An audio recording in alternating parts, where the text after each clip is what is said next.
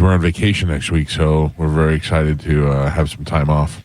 Yeah, I'm leaving right after the show. Where are you going? Up to Destin. Oh, yeah, that's right. Yeah. That's a what, 5 hour, 4 hour 6 drive? hour. 6 hour, but there is an hour time difference. Oh, yeah. They're on Central Time. Yeah, that's right. So what do? You just go see your dad? Yeah, my brother. And your brother. Brothers. Yeah. Hang out. Oh, that's good. That's nice. Nephews, everybody, yeah. Oh, man. Gio, what are you doing? You going hiking? No, we got a couple. My daughter's got some college tours. Oh, that's right. So we're going to Florida State for a couple days. Oh. Then I think we're going to go up the mountains. Are you going to be disappointed if she doesn't go to Florida State? No, I want her to go to USF so she stays here. Yeah. I don't care. I want my kids to stay at home as long as possible. I'm with you. You definitely have the record on the show for most driving. Yeah. Oh, yeah. You guys drive the most places. Yeah, we drove to Colorado. Yeah. Yeah. We drove to Maine. We drove to Massachusetts. At what point do you start going insane? Oh, I bitched the whole time. The minute we pull out of the driveway, I start complaining. What is Colorado? How long of a drive is that? Straight. I know you're probably stopping and doing stuff, whatever, but that's... Oh, I'm sure. I mean, it took several days. Yeah. What do you... And I know I've asked this a million times, but Karen, what are you driving in? We have a Honda. Honda, like a SUV? Honda Pilot, yeah. Pilot, yeah. That's the other thing to me. I'd be so claustrophobic. I need to have the space. Well, I mean, it's not like a sedan. I know. It's in my mind. It needs to be a Suburban. You know what I mean? Like if I'm traveling that far away. I mean, yeah, the seat's the same size in the Suburban as in the. I know. It's a mental thing. Yeah. 28 hours, by the way. Oh man, 1,900. So just under 2,000 miles from here, Tampa to Colorado. If you drove straight through? Yeah. Oh, that's not so bad. Well, I mean, I drove to New York one time and went straight through. That's a good 23 hours, right? New York? Yeah. Yeah, it took close to a full day. We've driven to New York 3 times. Have you really? Yeah. Because we went right up the East Coast all the way to Vermont. You stop at south of the border? So we stopped. We went to Philadelphia and we drove through New York and the whole thing. I have never stopped at south of the border. Are any of you? Many times. What is there? It's just an old rundown tourist trap, roadside attraction. Roadside tourist trap. Like what? Like they got like carnival attractions, or they have just some buy some shells. At one point they did, but it's very old and run down. But it's like a lot of like Mexican, very racist Mexican themed restaurants. Right. Joe, you love it. Attractions and all kinds of stuff. Oh man, hotel. It's like fireworks. You can get fireworks there. Yeah, it's you have to stop at least once to go. I drove past it, but I never stopped there, and I always wondered if it was still open. It's like a bizarre snapshot of nostalgia and a bygone era. Like a 1970s roadside attraction, for sure. I bet like in the 70s, 80s, it was amazing. Oh, I remember everybody had the bumper sticker. Yeah. South of the border bumper sticker with the lazy Mexican laying on the side. Yeah, now when you go there, it's very weird. It's because it's still there and open. But they haven't dusted it in a while. It's like a ghost town, and it looks like nothing's been changed since 1983. I wonder why they don't take that and turn it into something else, or let Buc-ee's buy it. Yeah, I'm sure eventually that will be what happens. Yeah, because a lot of the businesses there were closed. The couple times I've been, right. But yeah, we usually stop in there and take a break and see what's going on. I mean, you have to eventually. We pass it so many times. Eventually, we got to see what's going on here. Back in the heyday, though. Oh, at some point, I'm sure it was a major. Roadside stop for people traveling. Every time we drove down from New York, we stopped there. Yeah. Johnny B is on the board this morning. Johnny, good morning to you. Good morning, fellas. Johnny, I'm sure, does his share of driving too with all the from show to show. Oh, yeah. Just like on a regular week, I'll go to Miami on a Wednesday and Port Charlotte on the weekend and things like that. So I'm used to it. Can you drive without GPS? Do you know where everything is? I can, but I trust it so much, because I use Waze and they have, they show you where the traps are and all that stuff. So I've become dependent on it. But I mean, I was doing comedy on the road when it was MapQuest and all of that. So I remember the old days. Brutal. Yeah. I don't know how to, I was driving down Dale Mabry yesterday using Google Maps, and it said, hey, there's a cop over there. Is he still there? How do I put that in if I want to tell people that there should be a thing right down on Waze? It's right down the bottom and it says yes or no. And you just hit it. No. How do I? How do you tell somebody? Tell people there's a cop there. There's a little plus sign. You hit the plus sign and it pops up and you hit the button. Yeah. Try and figure out while you're driving. Yeah, well, that was the thing. I never look at it when I'm not driving. Exactly. So Yeah. It'll have like debris and road, all the different stuff, construction. Gotcha. Yeah, I screw up all the time. I go, I don't see a cop, and I hit no, and then I drive up, and there's a cop, and I go, oh, damn it. Yeah. You kill it for the next guy. I know.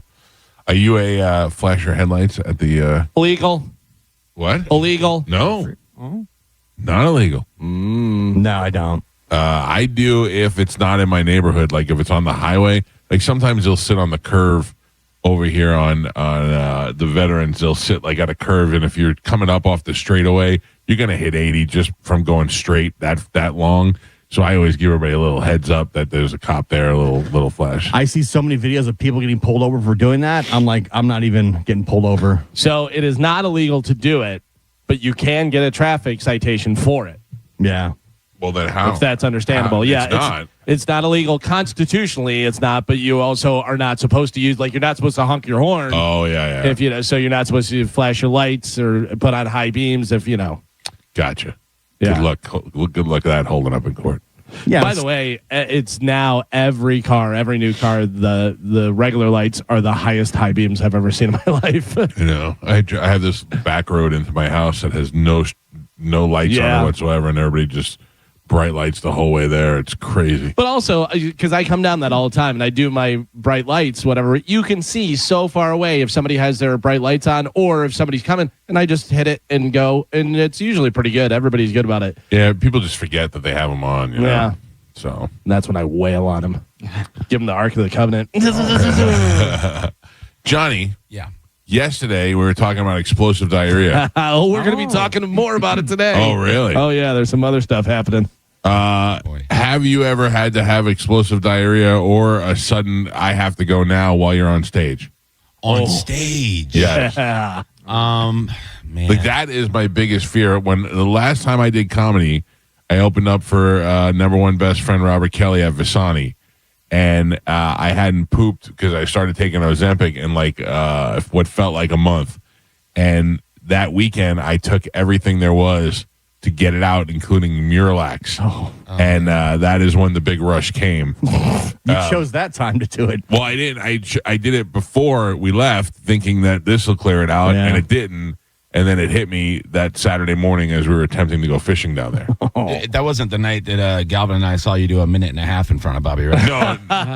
No, I don't think it was. Would that have explained a lot? Yeah, that would have been good. I have to go. Yeah, Sorry, that guys. was a complete mental breakdown. I've had to pee real bad on stage. I remember that where I'm just like, one of the openers like, dude, that's the most animated I've ever seen you on stage. You were like all over the place, like, dancing.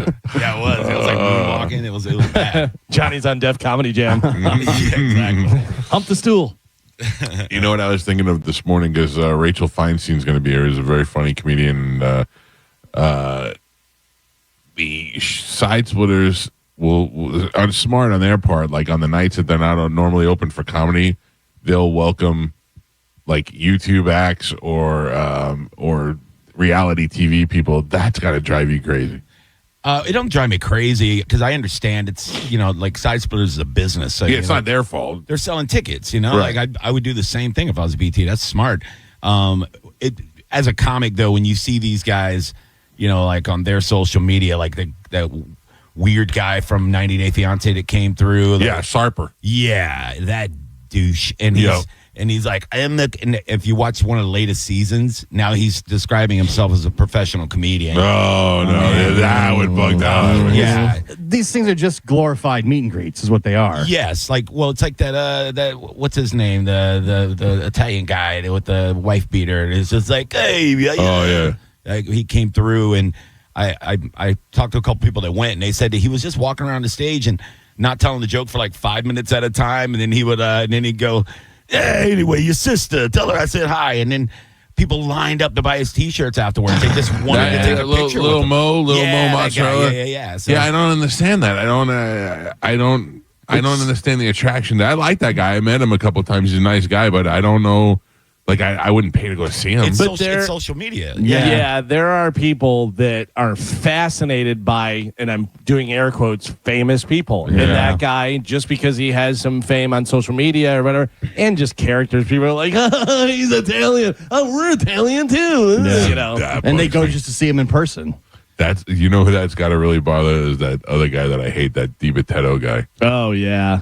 Oh yeah. Is he Yeah. the bad boy of New York? No, that's No. already Oh. Fletcher. Yeah. No, There's those guys. there's a bone listener that just hates me, and he'll like email me once in a while. I'm sure there's more than one. Well, I mean, but I'm saying Yeah. it's one of the many. Yeah, but he'll like email me once in a while through like my website, and it's always that DiBattista guy he'll reference. He'll go, "How come this guy's headlining the Comedy Dojo and you're doing a brewery?" You know, and I'm like, I don't know, dude. You know, You should got write me. back and be like, because the world's unfair. Yeah. Because the world is unfair. Dude, one of the greatest situations of that was Greg Giraldo on the whatchamacallit, Larry the Cable Guy roast, where he goes, "How are you so famous?" Yeah, and yeah, starts yelling. yeah. Like that was real. You Yeah, can tell that sure. was absolutely real. Yeah, I saw Geraldo's kid does comedy now. Yeah. And he sounds kind of like his dad. He's got a couple jokes about his dad, and it's pretty good. Yeah, It's not his whole act. He has other stuff too, but he was pretty good.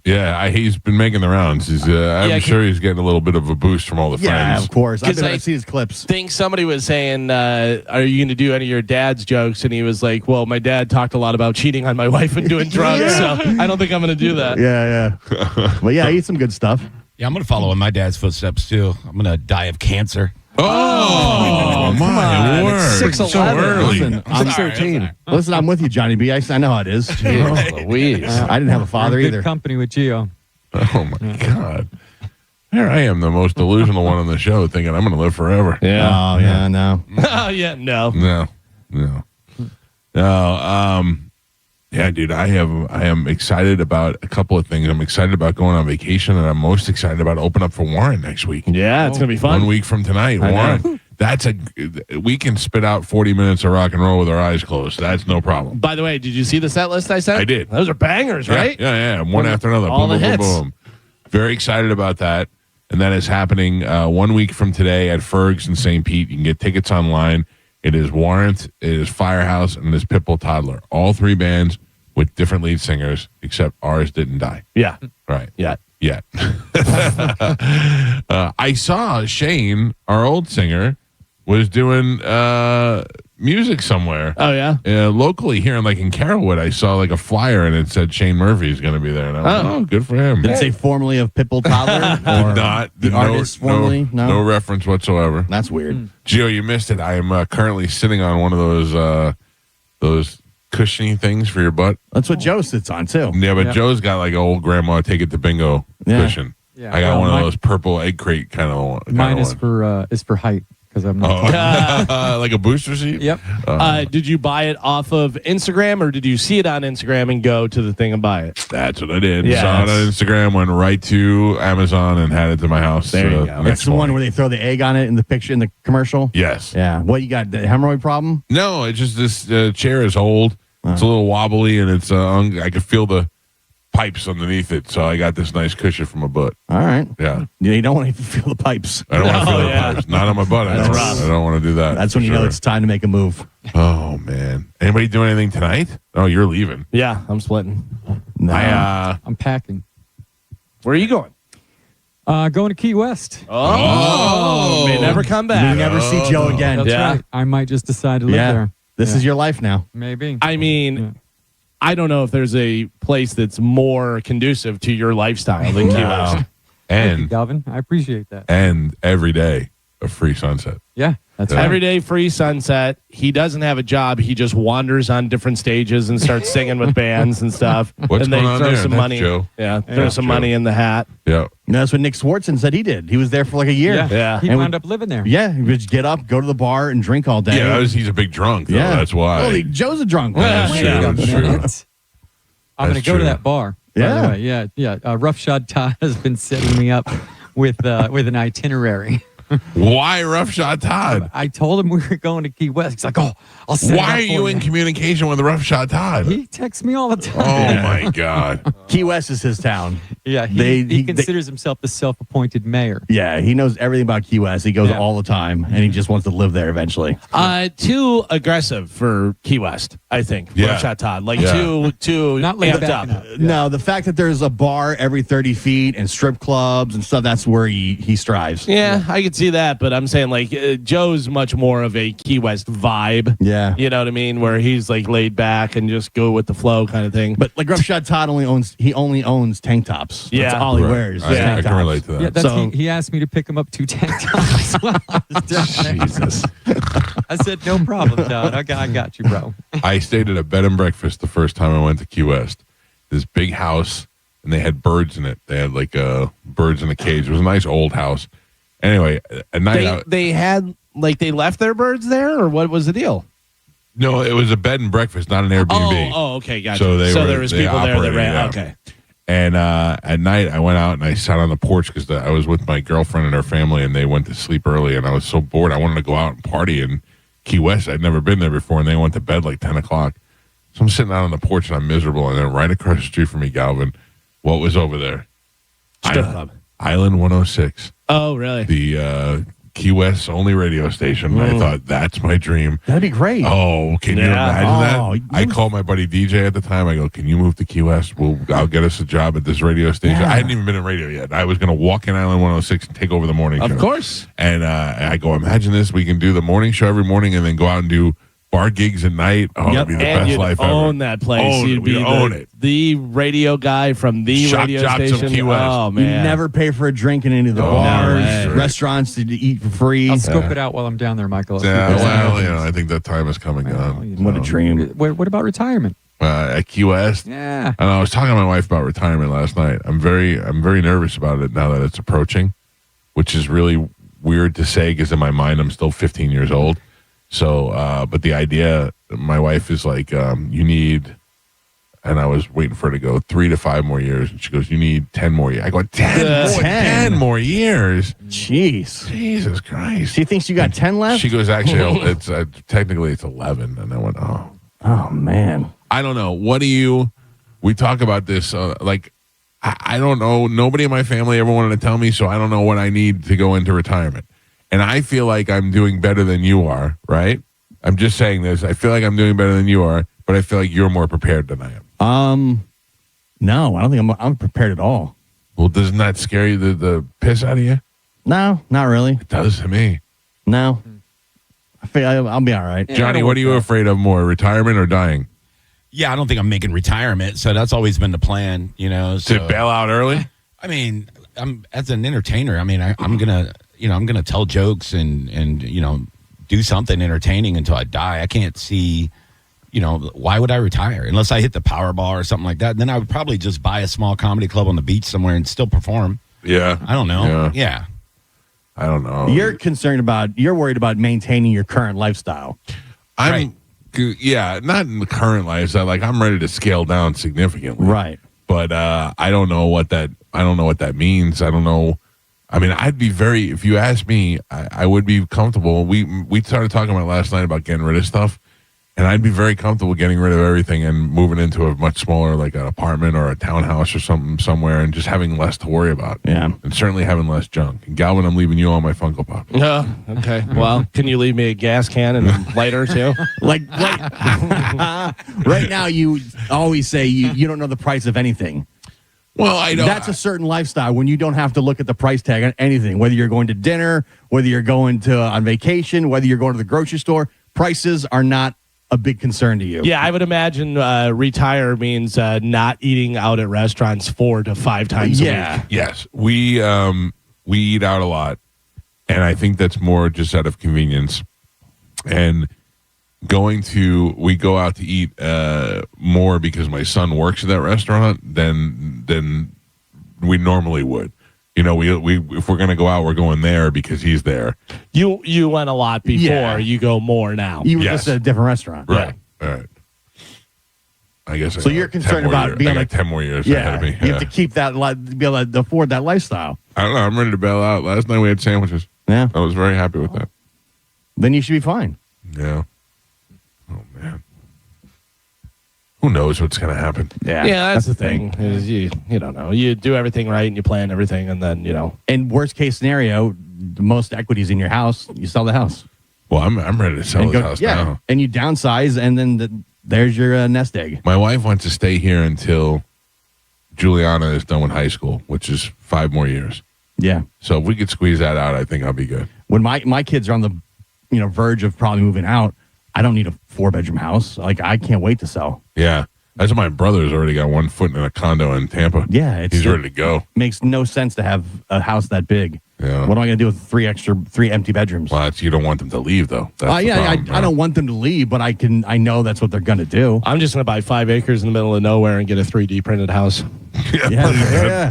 That's the way to go, too, if you could pull that off. My wife's always like, oh, we can, get a travel trailer, take our travel trailer and go camping and around the country. I go, no. Why wouldn't you want to do that? I think that's awesome. No, I don't want to do that. You say no, but when you do it, you're going to enjoy it. No, I don't want to be on the road all the time. You get a little Instagram account? No. Where's Gio? No, I just want to stay at home and sleep. Yeah. The value of sleep, man. Yeah. You really learn that when you get older. Yeah. I I look forward to it all day long. It's like, oh, man, I can't wait to go to bed. We play a game when my wife is done with work, which is usually around 4:30. We start playing. What time can we go to bed? And last night was great because Joey went to the Tame Impala concert and Juliana slept at a friend's house, so nobody was home, and the dogs were gone. So I'm just looking at her at 4:35, going, I'm good whenever you're ready. Yeah. She's like, we didn't even eat dinner yet. I go, all right, let's eat dinner and then let's go. Tap out. We can eat dinner tomorrow. It's fine. Yeah, Have something for breakfast. Plenty. Jeez. All right, it is Friday. We got a good show today. There is Johnny. Now, what do you have going on with the Joke World Comedy Festival? Nothing. You want to? I mean, yeah, I saw it when I saw it announced. I looked at the lineup, and it's a crazy lineup, So It's a lot of really good comedians, a lot of folks that we're friends with that have been on the show a bunch of times, and a lot of guys that we know that are going to be coming here. Yeah, I saw it's like a lot of Austin guys and a lot of guys that are like cellar regulars from New York. And, Yeah. But that's probably the biggest chunk of who's coming. But it's a lot of funny folks. A lot of the guys that that are not household names, but we know them because they tour a lot and they're really funny. So yeah, it's gonna be good. It looks like 50, 60 comics. Yeah, they're going to be all over downtown St. Pete in August, and Jake from Joke World is going to be coming by this morning to tell us about the comedy festival. And we could weasel in there, Johnny. I don't want to be, resented by the other comics. Like, who's this idiot? Who cares? Who's this fat? Okay, we already here. People are already looking at you, going, "Who's this fat idiot?" What do you care if at least you got a gig out of it? Hey, no, I probably know 20 of them at least. Probably, right? They do. I don't see any local guys or any Florida guys at all yet. Like they should be. They probably will when it gets closer. They'll probably come to the local guys. It should be like Johnny, Matt Fernandez, right. Dick Ruse, those guys. I mean, there's a couple of former Tampa guys coming. Cam Bertrand's on the list. I saw that. I think Jay Legend, he's another guy that used to live here. And I don't know. I would think J.J. Curry should probably in it. He's going to be, J.J. Curry is very funny. Yeah, I think he's coming back to town soon. He's doing that Call Mo. He's headlining that one. So, yeah, he's been in Austin for a couple of years. Is that the one where Drew's doing comedy? Uh-huh. How's that going to work out? I don't know. Hopefully good. No. Are you kidding me? What? Hopefully bad. For the people, but you're right. Okay, look, we want really good or really bad. Let's be honest, we want it to be really bad. Oh, everybody loves a good bomb, right? Yeah. Well, Mo's hosting it, so So it can't get any worse. So you got another chance of somebody bombing. I'm kidding. Mo's a good host. Oh, that Mo. I thought I was thinking of the other Mo. Oh no, Yeah. I don't know. He's pretty good. Yeah. Yeah, he'll go up there and eat some chicken parm. I've seen his chicken parm reviews. They're pretty strong. Who's doing chicken parm reviews? Mo. The lawyer Mo? Mo, yeah. Better call Mo. Why is he doing chicken parm? Why the hell not? I listen, I don't know anything about the law, whatever, but when I'm looking for a lawyer, I don't cross-reference it with chicken parm reviews. That sounds like something we should be doing. I need legal counsel and a good. What does Dom do? What does he review? He doesn't give me any information. He plays hockey. If I get legal counsel and a good chicken parm, that's a pretty good deal. I just thought maybe he was paying his social media team so much a week. He's like, look, you got a few hours left over. You want to record me eating some lunch? He's done it. He's traveled the whole state looking for chicken parm. Yeah, chicken parm in Florida. Yeah, that's his thing. Yeah, that's interesting. He's got some good ones. Has he been to Esposito's? I wonder. I don't know. I would imagine. Their Esposito's chicken parm is pretty good. Yeah, I just threw one out last night. It hurt me so bad. Why? Was it old? Juliana ordered it. It's a lot. They give you a lot of food. Yeah. And she ordered it, and a big chunk of it was left, and it was in the refrigerator, and it was pushed to the back, and I didn't see it. And I was cleaning out the fridge for garbage day, and I saw it, and I went, "You son of a bitch!" So good. What a waste. That drives me nuts. Drives me nuts. I was like, too. come on, just eat it, or say, hey, did anybody want this? I threw away a chicken parm from Esposito's because it was just in there for 6 days, and 18 pints of white rice from the Chinese restaurant. Yeah. They just give you too much rice. So much. Too much. And it's so many of the little ones. Yeah, the little they're tiny like, ones. here's 8 of these. Just give me one big one. That's fine. Yeah, That's enough. And the dogs are all sitting there staring at me the whole time going, seriously? We would love any of that. We would eat all of that if he hooked me up. So. I want some chicken cutlets right now so bad. Chicken cutlets would be nice. Yeah. That would be really nice. Damn it. Yeah. We have our big Christmas in July party coming up next Saturday, which, there's Hawaiian shirts involved. Oh, no. There's Hawaiian shirt. We You got having it catered uniforms. or are you guys cooking? So, little both. Mostly, I found out is why I brought this up. Catering from Chef Butter.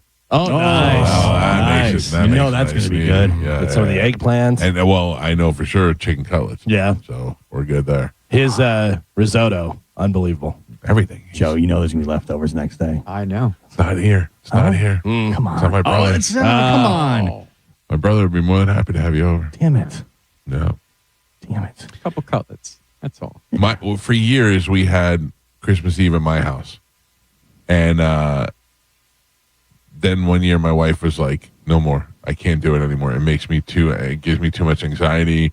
I have to have everybody leave, and then I have to then get ready for my kids for Christmas for the next day. And the kids are young. So Juliana was young, so my wife would have to Santa Claus up some gifts, you know." So one day she was like, "I'm done." My brother goes, "Okay, we'll do it." And then my brother rearranged his entire house, knocked down a wall, bought an extra long table. Just for the party. Just for the party. Bought a couch that seats like 16 people. And he's like, all right, we're ready. So now he's the designated party house. He knocked the whole wall down at his house so that he could have Christmas Eve at his house. All right. Good. Yeah. Now it's a spot. It's perfect. All right. Let's take a break, get the show rolling this morning. Galvin is on a god-awful 4-win streak. Not that awful. It's fantastic. Yeah, for you. He could close out the week. I know. It would make it very, very difficult for us to come back from. So we will play Sporkle when we come back. Johnny B is handling those duties this morning. I got it. All right, and we're good. Let's do it. We'll come back. We'll find out what we have to give away, and we'll play Sporkle next. It's the Mike Calta Show. This is 102.5 The Bone. We're about to play Sporkle here, and there are some lines open, which is never happens. Way to go, Johnny. Yeah, Johnny. What are you doing? Usually they line. I'm kidding, Johnny, by the way. The lines are usually full by 10 after 6, and I've never seen this many lines open. So 800-771-1025. If you're always complaining that you can never get through, now is your chance. Now, is it worth it? I don't know. I don't know what we have to give away yet. Doesn't sound like it. It's going to be good. I don't know. I'm going to guess Bryson Tiller and Leonard Skinner. You're halfway right. Just Leonard Skinner? Nope. Just Bryson Tiller? Yeah. Yeah, now I can understand why nobody's calling. Yeah. I don't know. Do you know who that is? No. No, Johnny, I mean. No. No, yeah. I know we don't know who it is. It does sound like a country artist. Bryson Tiller. Yeah. Yeah. I asked my daughter, I go, do you like Bryson Tiller? And she goes, no. Why? I go, because nobody seems to know who he is, and I have tickets for him. It sounds like lawn equipment. It's like, my Bryson Tiller broke, and now I've been Bryson Tiller in the land the whole morning. Did you see the Max Holloway, Conor McGregor weigh-in? Yeah. What was Max Holloway wearing? It looked like he was wearing a construction vest, like one of those neon, so you can see. Oh, really? Yeah. I didn't see it. I mean, I figured it's some sort of weightlifting thing that I'm unaware of because I'm not a weightlifter, but it was pretty horrendous. I'm kind of excited for that fight this weekend. Because it's Conor. Yeah, exactly. You want to watch it and see what happens, but he's probably just going to lose anyway, like he always does. Yeah. And then he'll make more money than everybody. I would bet it's not going to go into the late rounds. No. and probably Holloway winning by TKO. But you never know. I mean, Connor could get lucky and stuff, but I don't think he will. I think it'll be Holloway winning in under 4 rounds. I'm going to probably bet on that. Yeah. I'm going to probably bet on that and try to get. My brother is in the upper thousands of dollars on his Hard Rock bet. Like $6,000 on a game yesterday, $5,000 on the day before. It's unbelievable. I lost $38 and I went, I'm done. I know Chad has been crushing it with the slots and stuff, but I had a guy who DM'd me and he's like, "This is unbelievable," and he was up $2,000 from slots. He said he started out with 200 and he was over $2,000. No, and then later on in the day, he goes, "This is out of control." He had over $6,000. How come I never have that? Slots. I don't know. Chad's got to be up over like $2,000 too. Yeah. Overall, because he makes a point to send me every time he wins big. I would say my brother probably doesn't want me talking about this, but he was up over $11,000. Nice. Yeah, and betting on soccer, which he knows nothing about. Right. Yeah. And I lost yesterday.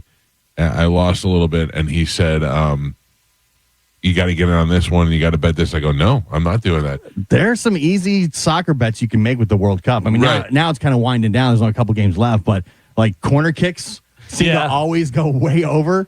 And just the stars. Bet on the stars to score goals. He said you gotta crack some eggs to make a omelet. Yeah. I had Mbappe getting a goal yesterday, and he had a penalty kick, and he got blocked. And I went, "You got to be kidding me!" I want to go to his Wikipedia and go, he started at age 3, has never missed a penalty kick until an American man named Galvin bet on him, and he got blocked. But then he wound up getting a goal later. Mbappe has scored every time. Messi has scored every time. Haaland has scored. Just bet those guys to get an anytime goal or even first time goal. And it's you have a good chance of winning. This is an interesting one of the fights that's coming up on UFC 329 is Gable Stevenson against Alicia Ellison. Gable Stevenson is a minus 2,500. Holy. Ellison is plus 1,200.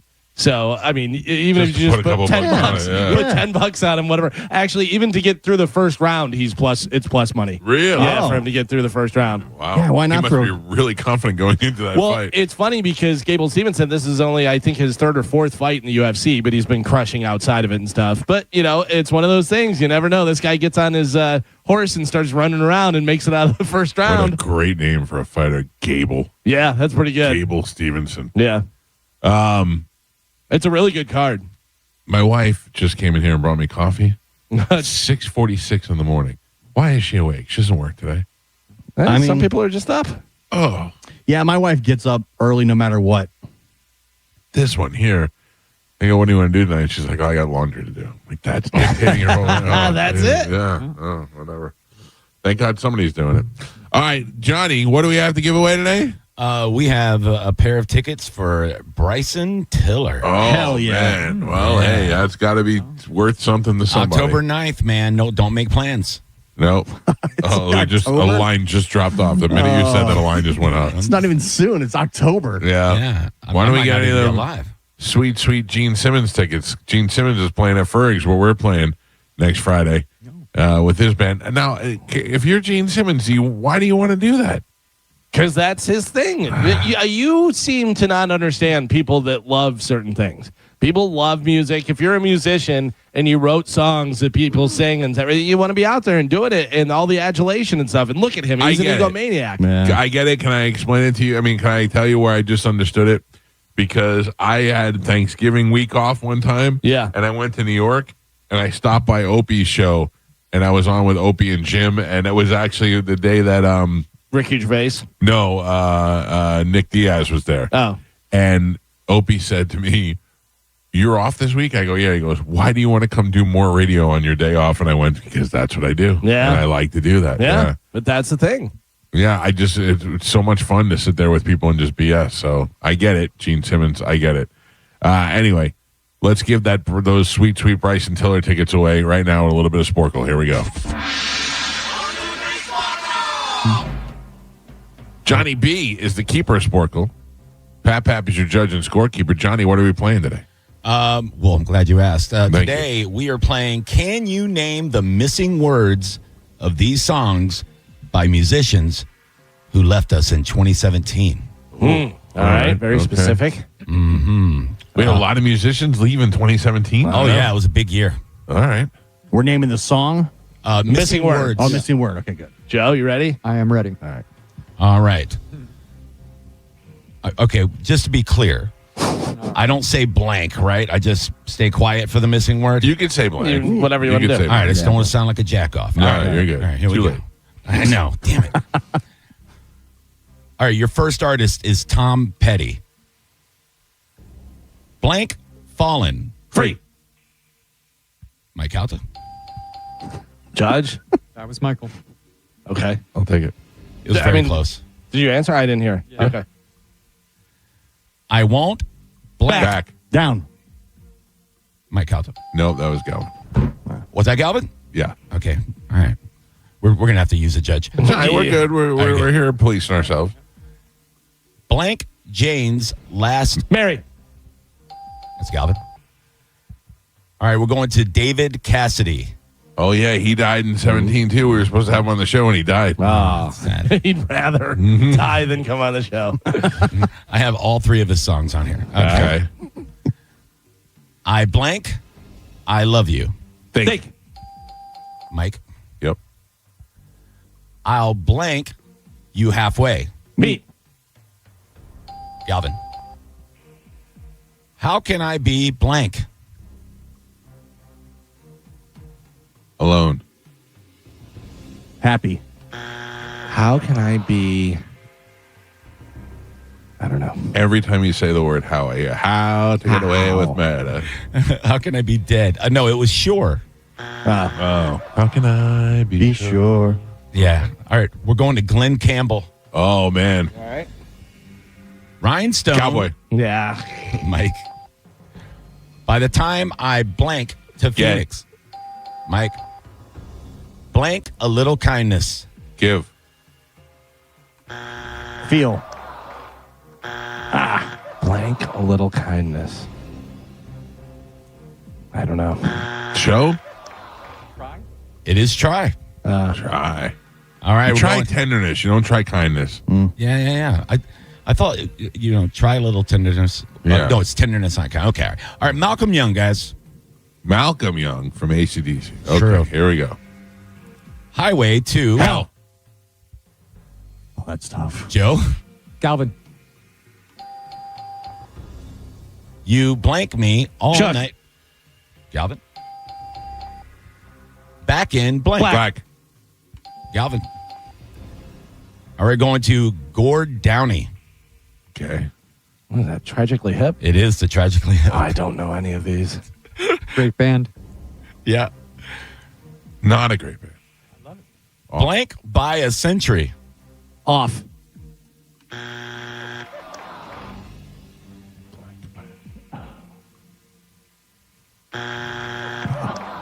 Ahead. Fully blank. Loaded.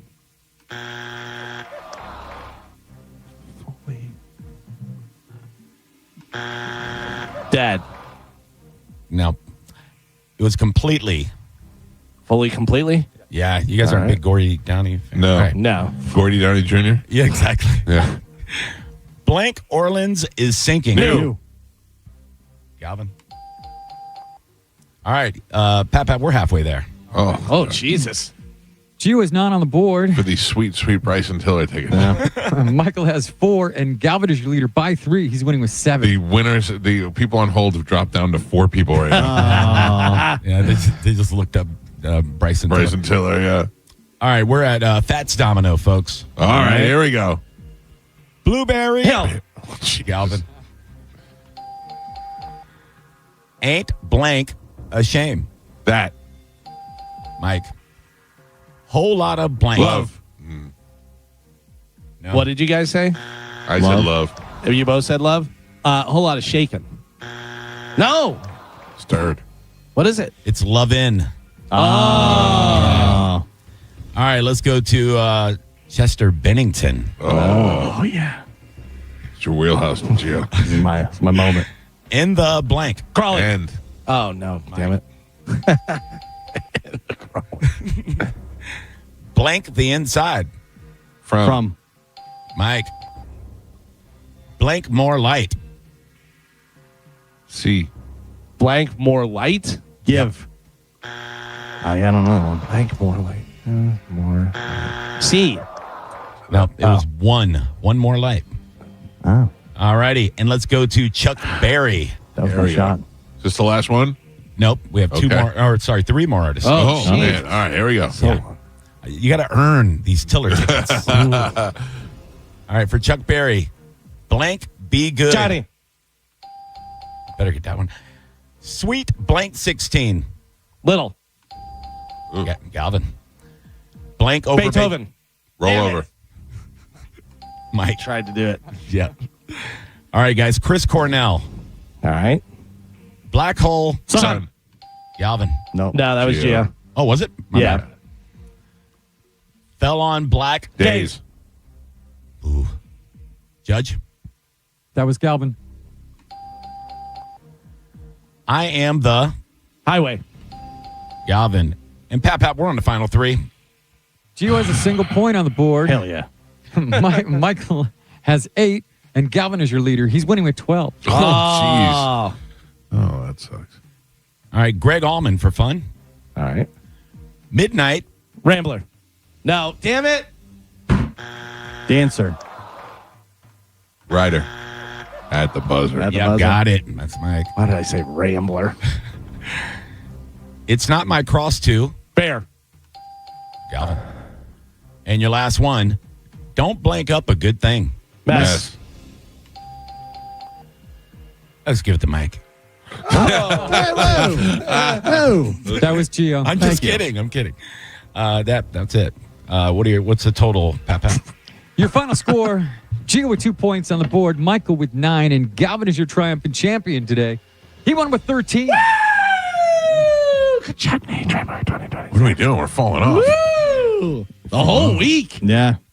Did you win every day this week? Every day He this did. week. Holy smokes. Oh, man. I've been struggling lately. Yeah. I mean, a little bit of a, slump. Obviously that doesn't happen very often, and that's 5, but obviously it's 2 of the next. Is that right? 2 of the next Yes. 5? Yeah. Yes. It would be whatever, but we should do some sort of rule. If you do the whole week, Like- you get Yeah. something. No, just like Jeopardy when you clear the category, they go, that's good. You cleared the whole category. So, hey, you have the whole week. There you go. Yeah, more. I think more would be nice. I'll play for line. Whatever's there. Whoever's waiting for. 5 and 8 have been holding strong. All right, I'll go 5. All right. Yeah. Good morning. Who's this?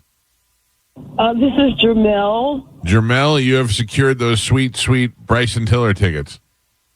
Thank you so much. Thank you, Galvin, for You got it. securing those. Hope you have a great time. I'm going to put you on hold. Johnny B will grab you during the break, okay? Thank you for listening. Thank you. All right, Jermel. How many times do people mess up her name? Oh, Jermel. Right. Sounds like I'm messing it up. I don't even know if I'm saying it right. Yeah, it's gonna be tough. All right. What do we have coming up in news, Calvin? Well, let's slow our horses for a second Oh, here. You guys got to do the rule, which is you do an imitation of a celebrity best as you can. Talking about how great I am at Sporkle, I try and figure out the celebrity. I went first yesterday. I'm just blanking on a celebrity. Any celebrity. Galvin's very nice. He got the good sparkle win. His a face like sleeve of wizard. Oh, Italian Borat. Boratini? That was. I'm giving him my best shot. Yeah, no, very no. nice. I get- Sparkle. I got to be honest with you. Until you said sleeve of wizard, I was going Pope. I didn't know who that No, was. Pope's from Chicago now. Now, yeah. Sure, yeah, Hey yeah. there.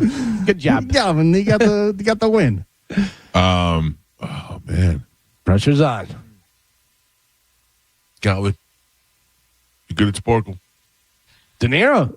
That's all I got. Demiro It's the face. face. The The face, face. yeah, that- it's yeah. not too bad. Yeah, that's all I got. That's not bad. That's all I got. All right, not bad. I'll take both Italian, De Niro Sorry. and Boratini. Yeah, Kazakhstan. What do we have coming up in news? Coming up in news today, we have a great weekend coming at the King and so long, Lou. Oh, all right. Galvin has your news. We'll take a quick break. We come back. We'll dive into that next. Then the guys from Joke World will be stopping by, and then Rachel Feinstein will be here. It's the Mike Calta Show. This is 102.5 The Bone. I love keeping the show as live. Oh, Joe. Oh, Joe. What's Oh, going no. on? Oh, no. Hold on. Stand by. Joe is in a situation right now. Joe is in charge of getting breakfast, which is being delivered to the door. and I just want to make. I asked Joe. I said, "Would you mind getting it if it gets here during the break, so the raccoons don't get it?" You know? And then now Gio's calling him breakfast bitch. I said, Joe, go ahead and go fetch my breakfast for me. Yeah. He didn't like that. Did you see the picture I put up yesterday? The guy who got arrested that looked exactly like Pap Pap? Oh, yeah. I just had to put it up so people didn't send it to me all day. A couple of people sent it to me before I saw it. Johnny B, Yes. are you ready for the hard questions? Okay. How are things with you and JoJo? Oh, we're fine. Okay. Yeah. I made up, about a week and a half ago. I walked in her office. I said, "Look, I don't want to be, upset with you. I want to get past this and all that." And we talked it out, and everything's good. But she has not returned to the show. No. Yeah. Yeah. Yeah. No. Yeah. I mean, she told me that that she was told to not do it for a while. Take a little break. I guess, and anytime I talk to anybody in power, they always encourage me to do the show by myself. That's been happening for years. My night show, everything. Oh, you're good on your own. You sound great. That's what everybody wants to hear. You know. And I'm like, you just don't want to pay anybody to sit in with me. That's probably what. She got the old Will Kuntz. Yeah, it's fine. You coonsed another one. No, I mean I still talk to her. We're still friends. But. Yeah, no, I got on Fridays now. I got Dick Roos coming in every Friday, so that's going to be good. Okay. And then Thursdays I got Ian, so it's really Monday, Tuesday, and Wednesday. So right. I just have to prep a little harder. It's okay. That's a good question. Does anybody have Will Kuntz, and does he still work for the station? No, I don't think so. He still has a mailbox, but no, I don't think he's walked in here in years. Yeah. I think we didn't. He wasn't allowed to be counted. Thank you, Joe. Oh, yeah. Joe just fetched my breakfast for me. I appreciate that. Yeah. Threw it at He Gio. just slammed my hash brown down like Gronk spiking a You football. want it? You can have it. It's a hash brown. You know what's so funny is when we had Big Show on the other day in that picture with Joe and Big Show, how small Joe is compared to him and stuff. And obviously he's giant, he's huge and stuff. But Joe, just holding that bag, I like you could live in that bag. Yeah, that's a big It's bag. a small bag, too. He reached in and he was up to like his shoulder. He almost put his head in there. Some arm disappeared. I'm a tiny man. You I'm are. diminutive. I'm not making fun of you. I'm noticing. And It I'm sounds just like you are. No. If I was making fun of him, I'd say worse stuff. Yeah. Very petite. Yeah. How do I complain that they did not deliver my drink? Are you sure it wasn't out there, Joe? Yeah. You look around? Yeah, no. Flashlight? That was the only thing. No, it's bright out there. You hit need help. And then it'll be like the driver, blah, blah, and you hit need more help. No, we call that son of a bitch. He probably You could call him. Yeah, he probably drank your coffee. No, you can't necessarily Blame him. Yeah, No. may not. They may have not have made it or gave it to him. I jumped to conclusions. I blame Sure. the driver. I think most people do. And probably most times, that's right. They walk off with just the bag and not the drink. I know you were really looking forward to that coffee. I was wrong or missing item. Man, Joe, I It's know. not on. It's not on the receipt. Look on your receipt, Mike. I'm looking. I knew you'd mess it up, Joe. I didn't mess anything up. That's all right. Forget about it. It's over. Well, on your digital receipt, did you order it? No. Oh, don't you think didn't I order did, it. yeah. Oh, well then, yeah. Don't yell at the driver. You don't yell at the driver for not getting you your phantom coffee. Son of a bitch. I don't know. I feel like this guy wants a coffee. I added a coffee to your. Sir, I don't drink coffee. How do I see it? Where do I look? Go to your orders. All right. Hold on. And then I'll have recent orders. Do you want me to find it real quick? I mean, it would probably help. Yeah. Here. Hold on. Oh, Jesus. So, folks, those listening at home, I like this. Johnny, I have a question coming up for you. Okay. It's not a hard one. I need your advice on something. Okay. But I need Galvin's advice on it too. So, because he'll tend to be more negative and you'll tend to be more positive. Okay. Oh, see, it's not just me. oh, man. Got the latest update? I don't know. How badly do you want to just break down any breakfast right now? I know. We should take a It's break. just staring us right in the face. You know what's funny? You guys might think this is bad radio, but as a guy that listens every day, to prep the show, this is like suspenseful. Like everybody's like, "Oh my god, I got to know what's happening." I don't think they do. I don't think they No. care. Oh man, if you went to can tune break it out. right now, oh, No. Johnny, if you could take the show over, I hear people want you to hear it. They want to hear just you. Just you. Is what I'm hearing. That's what John Brennan just texted me. He goes, dude, if you could just do this by yourself. I didn't order it. I was screwed it up. I did push the little button, but I don't think I must have forgot the second part of it. All right, here's my question for you, Johnny. Okay. Is this a douche move or not? My son is dying to go to Kill Tony. And it's always like sold out, right? Yeah. Sure. So if I hit one of those guys up and ask him to get tickets, even though I'll pay for him, but to get in, is that a big deal, you think? No, that's not bad. Who are you hitting up? Probably Red Man. He's the only guy I really know. And you have a relationship with him, so Yeah. I mean, he runs the show. Yeah. Right? He'd be the guy. I think he would be. I'd be happy to get him in and probably say you don't have to pay. Yep. Well, I'm very happy to pay. I just know that my son is like, he has a friend that is a comedian and that has gone a couple of times but didn't get picked to be on the show. Ooh, Right. What's the name? I don't know his name. Okay. The kid. And they want to go, but they want to see the show. And if he gets picked, he gets picked. But if they don't, they want to see the show. But he's Right. not going to fly to Texas to go to the show if he doesn't have tickets, and he can't get tickets. So I was just trying to secure him some tickets before he went out there. And How I many wanted to make tickets sure. are you trying to secure? Like 12, like 2 or 3. Yeah. Yeah. Yeah. I mean, I don't think that's a big reach. Even if he can't, I don't think he'd be like, it's Douche move. yeah, hey, sorry, man. It's just really tough. Okay. All right. That's. I'm glad I ran it past you guys first because I was struggling with it yesterday. Yeah. What if they screwed up and thought you meant that Joey wanted to try out, and then they Hey, all right, well, gets your up next there. bucket pull is Joey Calta. Yep. yeah. And he crushes and gets Yeah. a golden ticket. I know Unbelievable, Red Man.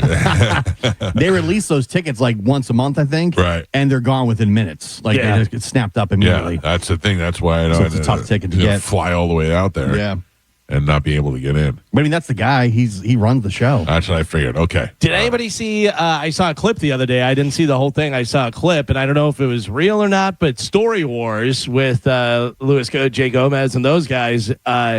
What's his name? The Timmy No Breaks was on there. Yeah. And then Tony showed up into the thing, and Tony and Timmy No Breaks got into it. Oh, And really? it seemed real. Oh.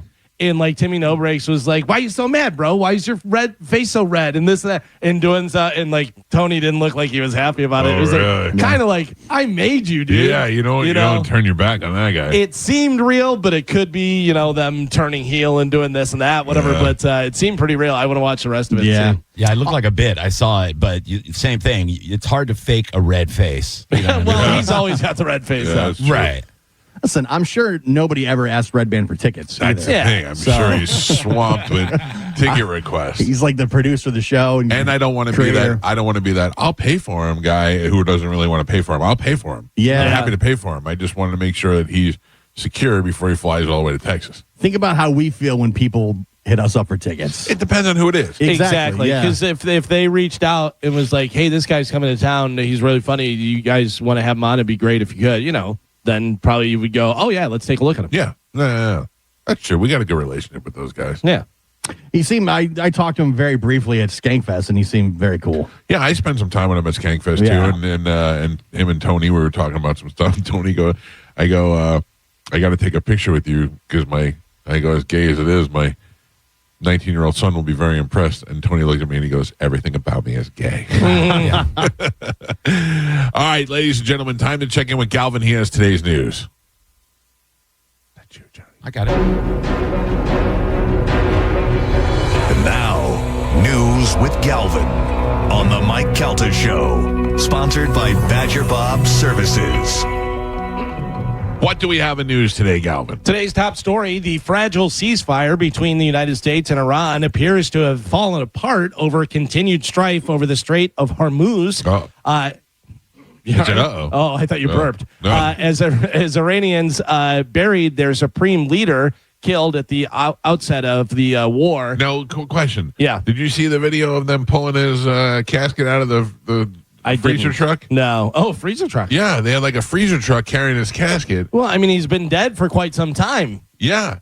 But then they pulled the casket out and they were passing it around like a beach ball at a concert in the 80s. No, yeah, I think I don't that know. might be the thing that they do. That's like part of it, I don't know. like we do, awake and have him laid out on a pool table. But I can't tell if they were like glad he was dead or if they were like celebrating or if they were like everybody wanted to touch him before he disappeared. Probably that, like celebrating his life. It looked like the Knicks championship parade. Like, down the street. Grab a garbage can. Yeah, I was like, what's going on?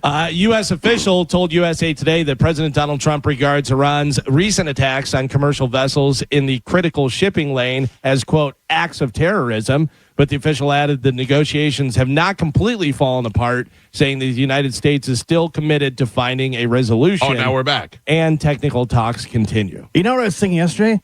Where the hell has Pete Hegseth been? He was on TV yesterday. Was he? Okay, because I'm thinking he was on TV every single day. When the president was in Turkey, he was with him and now sitting next to him. I haven't seen anything. You don't hear anything from him, but he is. I did notice. Center. Just it's funny you said because I noticed him yesterday. I go, yeah, I was wondering where he's been. Yeah, because I remember they pummeled everything and everything had been destroyed. Yet here we still are. Yeah, it seems very odd. The Secretary of War is not carrying out his duties correctly. It's the whole thing is very. You don't know who to believe. I don't know who to believe. I'm an American citizen, and I don't know who to believe. I don't know. Not that I don't necessarily believe the government, but I don't really understand the whole thing. I don't know why. I've been saying this for weeks.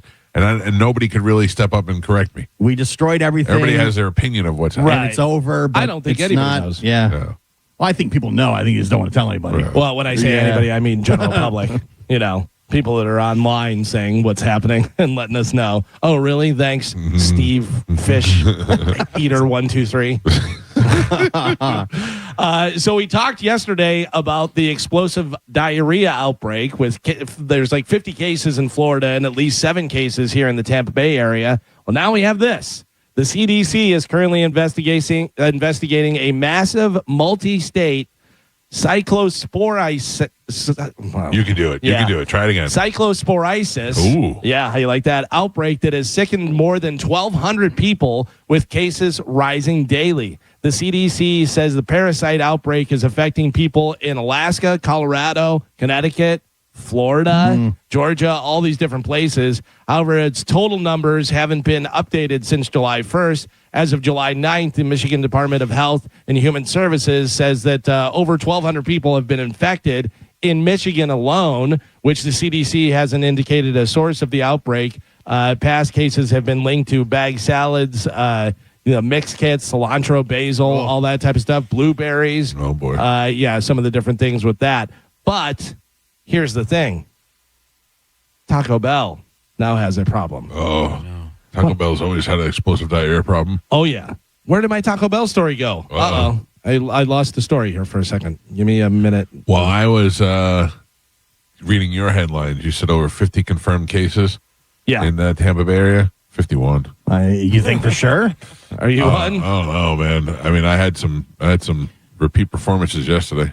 My favorite thing right now is serious newscasters saying explosive diarrhea. Yeah.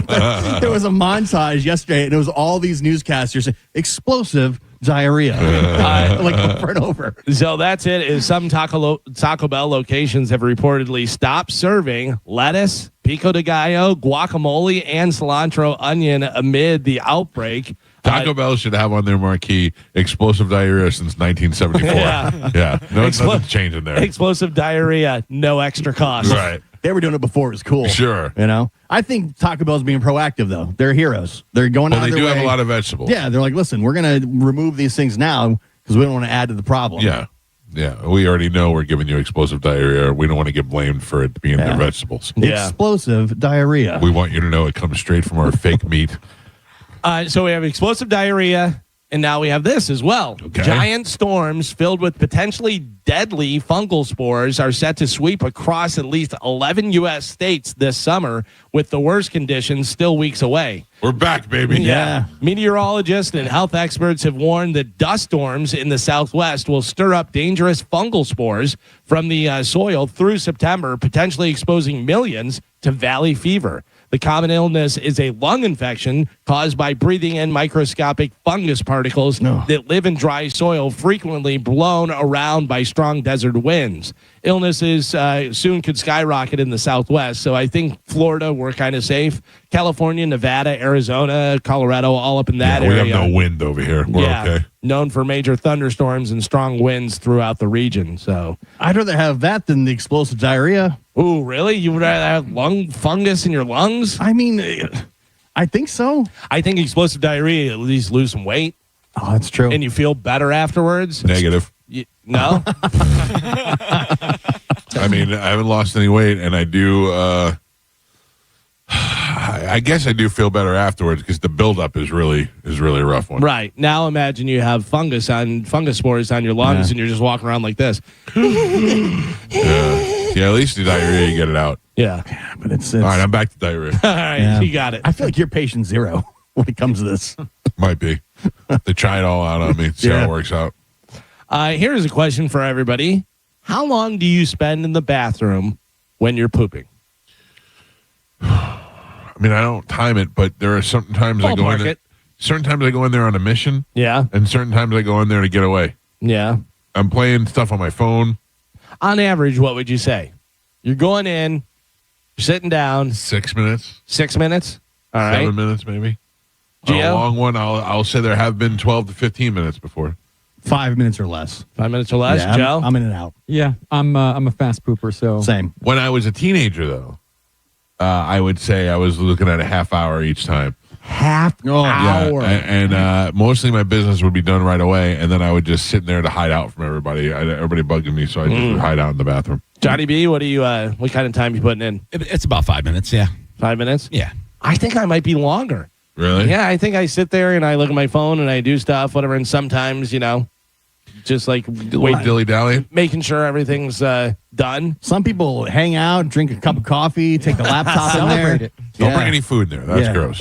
Well, here's what a doctor had to say about it. Quote, an appropriate time to spend on the toilet is no more than 3 minutes at a time. Oh, I can't even finish it up in 3 minutes. That's crazy. That is crazy. I need to put some time in. Yeah, but I think that if it's taking a long time, that's not healthy. It's not taking a long time. I need to have that I'm finished feeling. Like Yeah. it'll happen. It'll go out right away. Everything will be good. But then I need to have that relaxing. All right, now I'm done feeling. before I'm done. I've survived another one. Yeah. Or like an Bark another aftershock. one. You ever get like, you ever That's get like, true. Yeah, you wipe up, you get everything ready, and you're like, I'm good. And it's like, no, you're not. You got one Yeah. more. Yeah.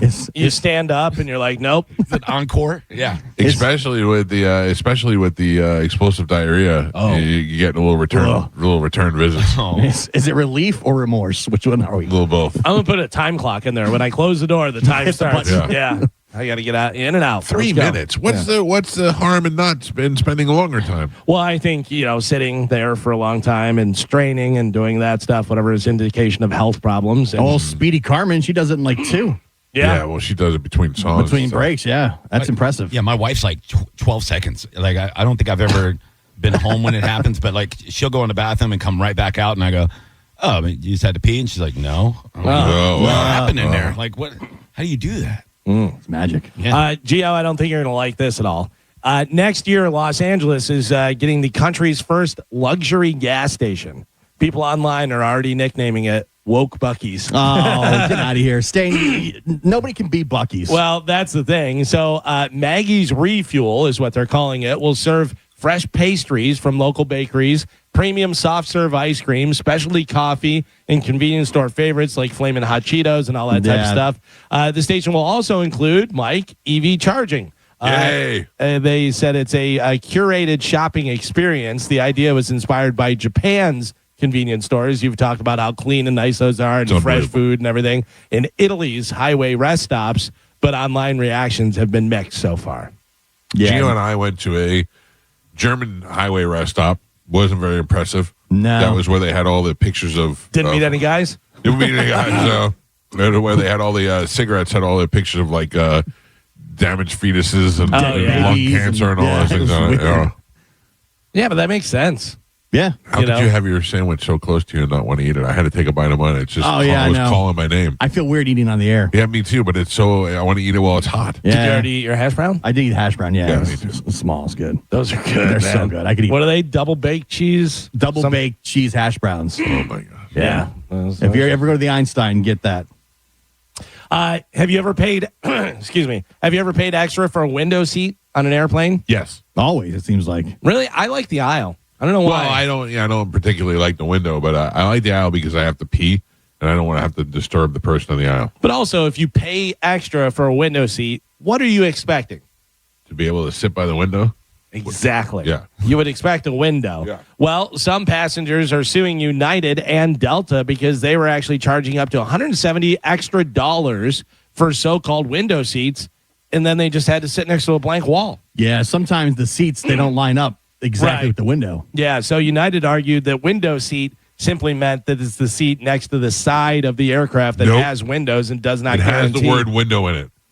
doesn't guarantee a window. That's what they're arguing. A federal judge, however, just recently allowed the lawsuit to move forward. The missing windows aren't a mistake. Aircraft design, like Gio said, simply don't have the lineup sometimes where it does that. Several airlines, including United, Delta, Alaska, JetBlue, all have some of these seats. But since the lawsuit, United has updated its website to warn customers when a seat doesn't actually come with a window view. That makes more sense. Yeah. So you got to let people You know. can still sit next to the wall, but you have no window. Yeah, you don't want to get front row tickets and go and be in the 8th row. And they go, yeah, but it's the front row of this. Yeah, just let me know what I'm getting. Yeah. That's, Let me make that decision. that's not a whole lot to ask. No. Yeah. And people are never super happy about being on a plane. So you don't want to piss them off more. Today is National French Fry Day. Not a fan. Not at all. No, I will eat them every once in a while, but I'm not a fan. Like the other day, I took Juliana to Huey Magoo's, and I reached over and grabbed one of her little crinkly fries, and it was good. But I just not. I don't love French fries like everybody else does. Yeah, I feel like I have to be in the mood. If I have an option, I would go onion rings or tater tots over French fries, Tots are good. unless I'm in the mood for French fries. And that's, it's got to be a good French fry. I'll tell you who may have the worst French fries ever in the world is McDonald's. They're always soggy. I think they stopped putting salt on them. If you get them fresh, they're really pretty good. Yeah. I But- do like the crinkle fry. Crinkle fry is good. I do like a soggy McDonald's fry. Oh, really? Yeah. I know. Yeah. Yeah, but you did you see the documentary where they showed how the potatoes are done for them? It's No. scary. Oh, yeah, why? they spray them with something that they have to keep them in a factory for like 8 weeks, so the chemical dies off. If not, it's poisonous, and it makes the potato last for 600 years. So it's a little scary when you think about it like that. But yeah, Gio's right though. If you get it fresh, Yeah. and plus if you got a lot of McDonald's, they'll throw them back into grease to heat them back up. Oh, yeah. So double fried actually makes it taste better. So I thought it was just make it more soggy. My dad, when we were younger, we would go to McDonald's and he would always have them drop a new batch of fries. He would never take the fry. He would sit there and wait. He wanted them burning hot. Well, the trick was you say you wanted them with no salt, Yep. and then they would drop fresh ones because if they're in the thing with the salt, it's already, they got to make them. Yeah, then you get a salt packet and you kind of do it yourself. So, Yeah. You know who's got good local fries? Noble Crust does like a Parmesan truffle fry. Oh, yeah. come Yeah. on. Yeah. Double crust is good. We just ate there the other night. Riveters has great fries. Riveters has really good fries. You love that place. Yeah, who was it? I think it was John Travolta. For some reason, I think this is John Travolta. He said that he does his ketchup on the side, does the ketchup, and puts salt in the ketchup. He goes, that way you don't have to salt your fry. You get it all, the salt with the ketchup and everything. I've in seen there. people do that. Yeah. Yeah. I mean, it makes sense. Yep. Although I'm assuming ketchup already has a lot of sodium in it. A little yeah. bit. Yeah. So Conor McGregor, of course, is fighting UFC this weekend, but Conor McGregor was asked about a boxing rematch with Floyd Mayweather. Why? And Conor said, I'm open for it. Who wants to see it? He wants the payday. Well, he wants a payday, and I would imagine Floyd is probably down for it too. Floyd Mayweather is currently facing a $7.3 million federal tax lien filed by the IRS in Las Vegas for unpaid taxes from 2018 to 2023. This follows a history of major tax issues, including 2023, where he had to pay $6.6 million, and previous $22.2 million settlement for 2015. So he owes a lot in taxes, which Yeah. But he has it, doesn't he? I don't think he has it anymore. Like, he had a lot of money. He at one time was worth, I think, over 800. Hundreds of millions I think it was dollars. over 800 Yeah. million or 800. But he becomes also like the highest paid athlete every year. Right, but whenever you're buying, he has so many different cars and watches and jewelry and stuff. I mean, he has $1 million watches and more than $1 million and more than $1 million cars. He has all that stuff. And, obviously, if you sell that. I think if he was that bad off, he could just sell all that stuff and, Probably. But Conor is returning to the Octagon this Saturday at UFC 329 for a rematch, not against Floyd, but against Max Holloway. McGregor beat a 21-year-old Max Holloway by unanimous decision back in 2013. It's been 13 years. Almost 13 years later, Max has been the far more active fighter. Conor last fought on July of 2021 when he broke his leg against Dustin Poirier.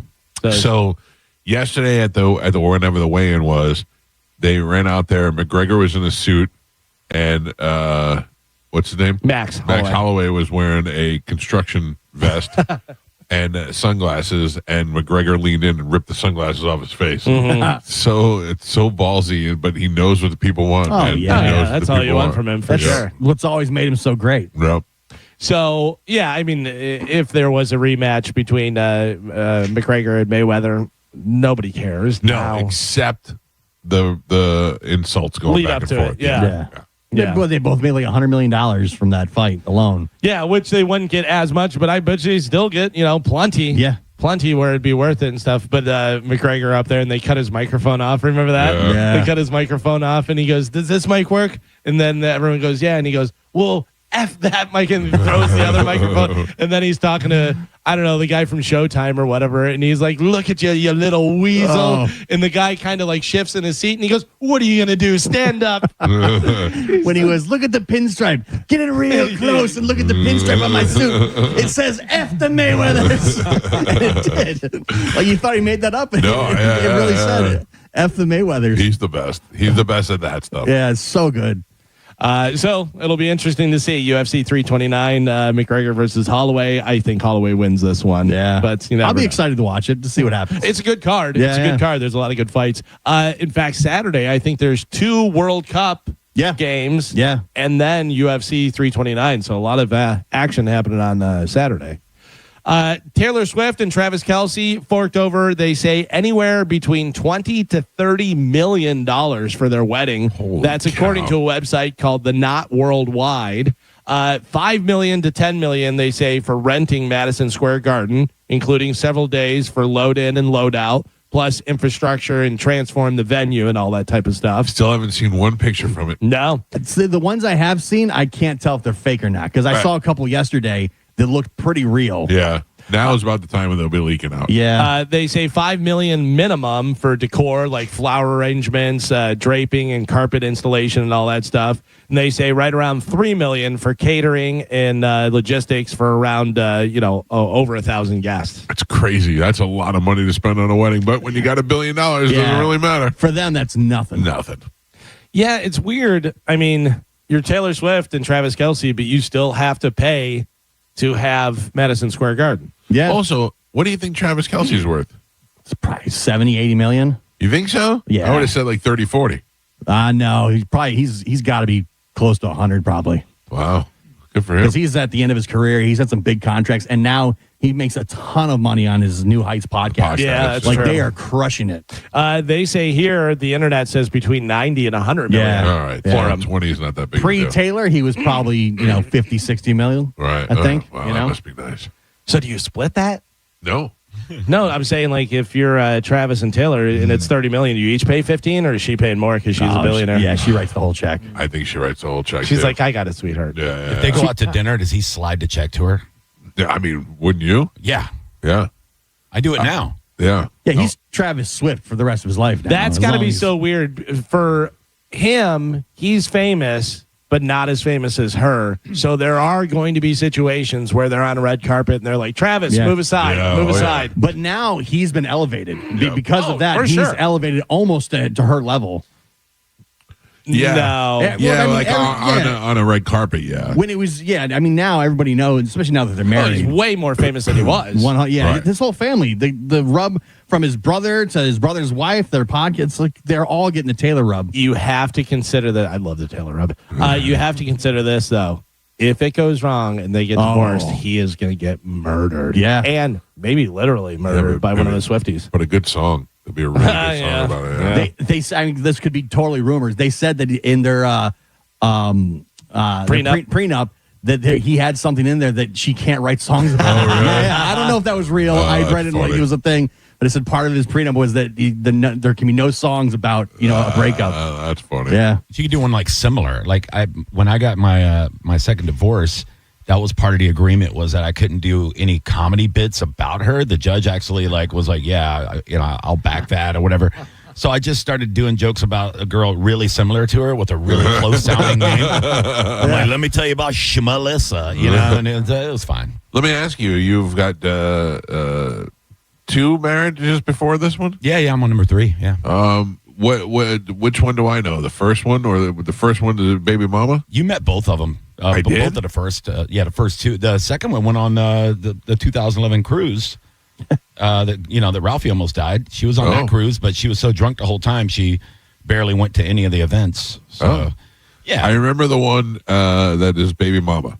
Yeah, that's the first one. Yeah, she. If you and then there was a second one. I don't remember that one. Yeah.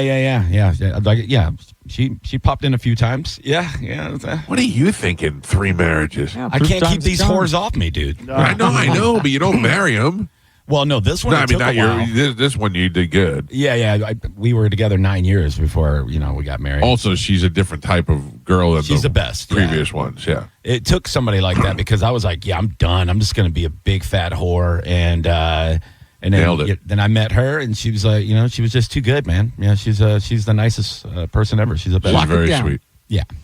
Get ready, nerds. There is a rumor going around that 2 major characters in the Marvel Cinematic Universe will meet their ends in Avengers Doomsday. Ooh. I think this Spider-Man. This one's gonna suck. You think so? Yeah, I'm not looking forward to it.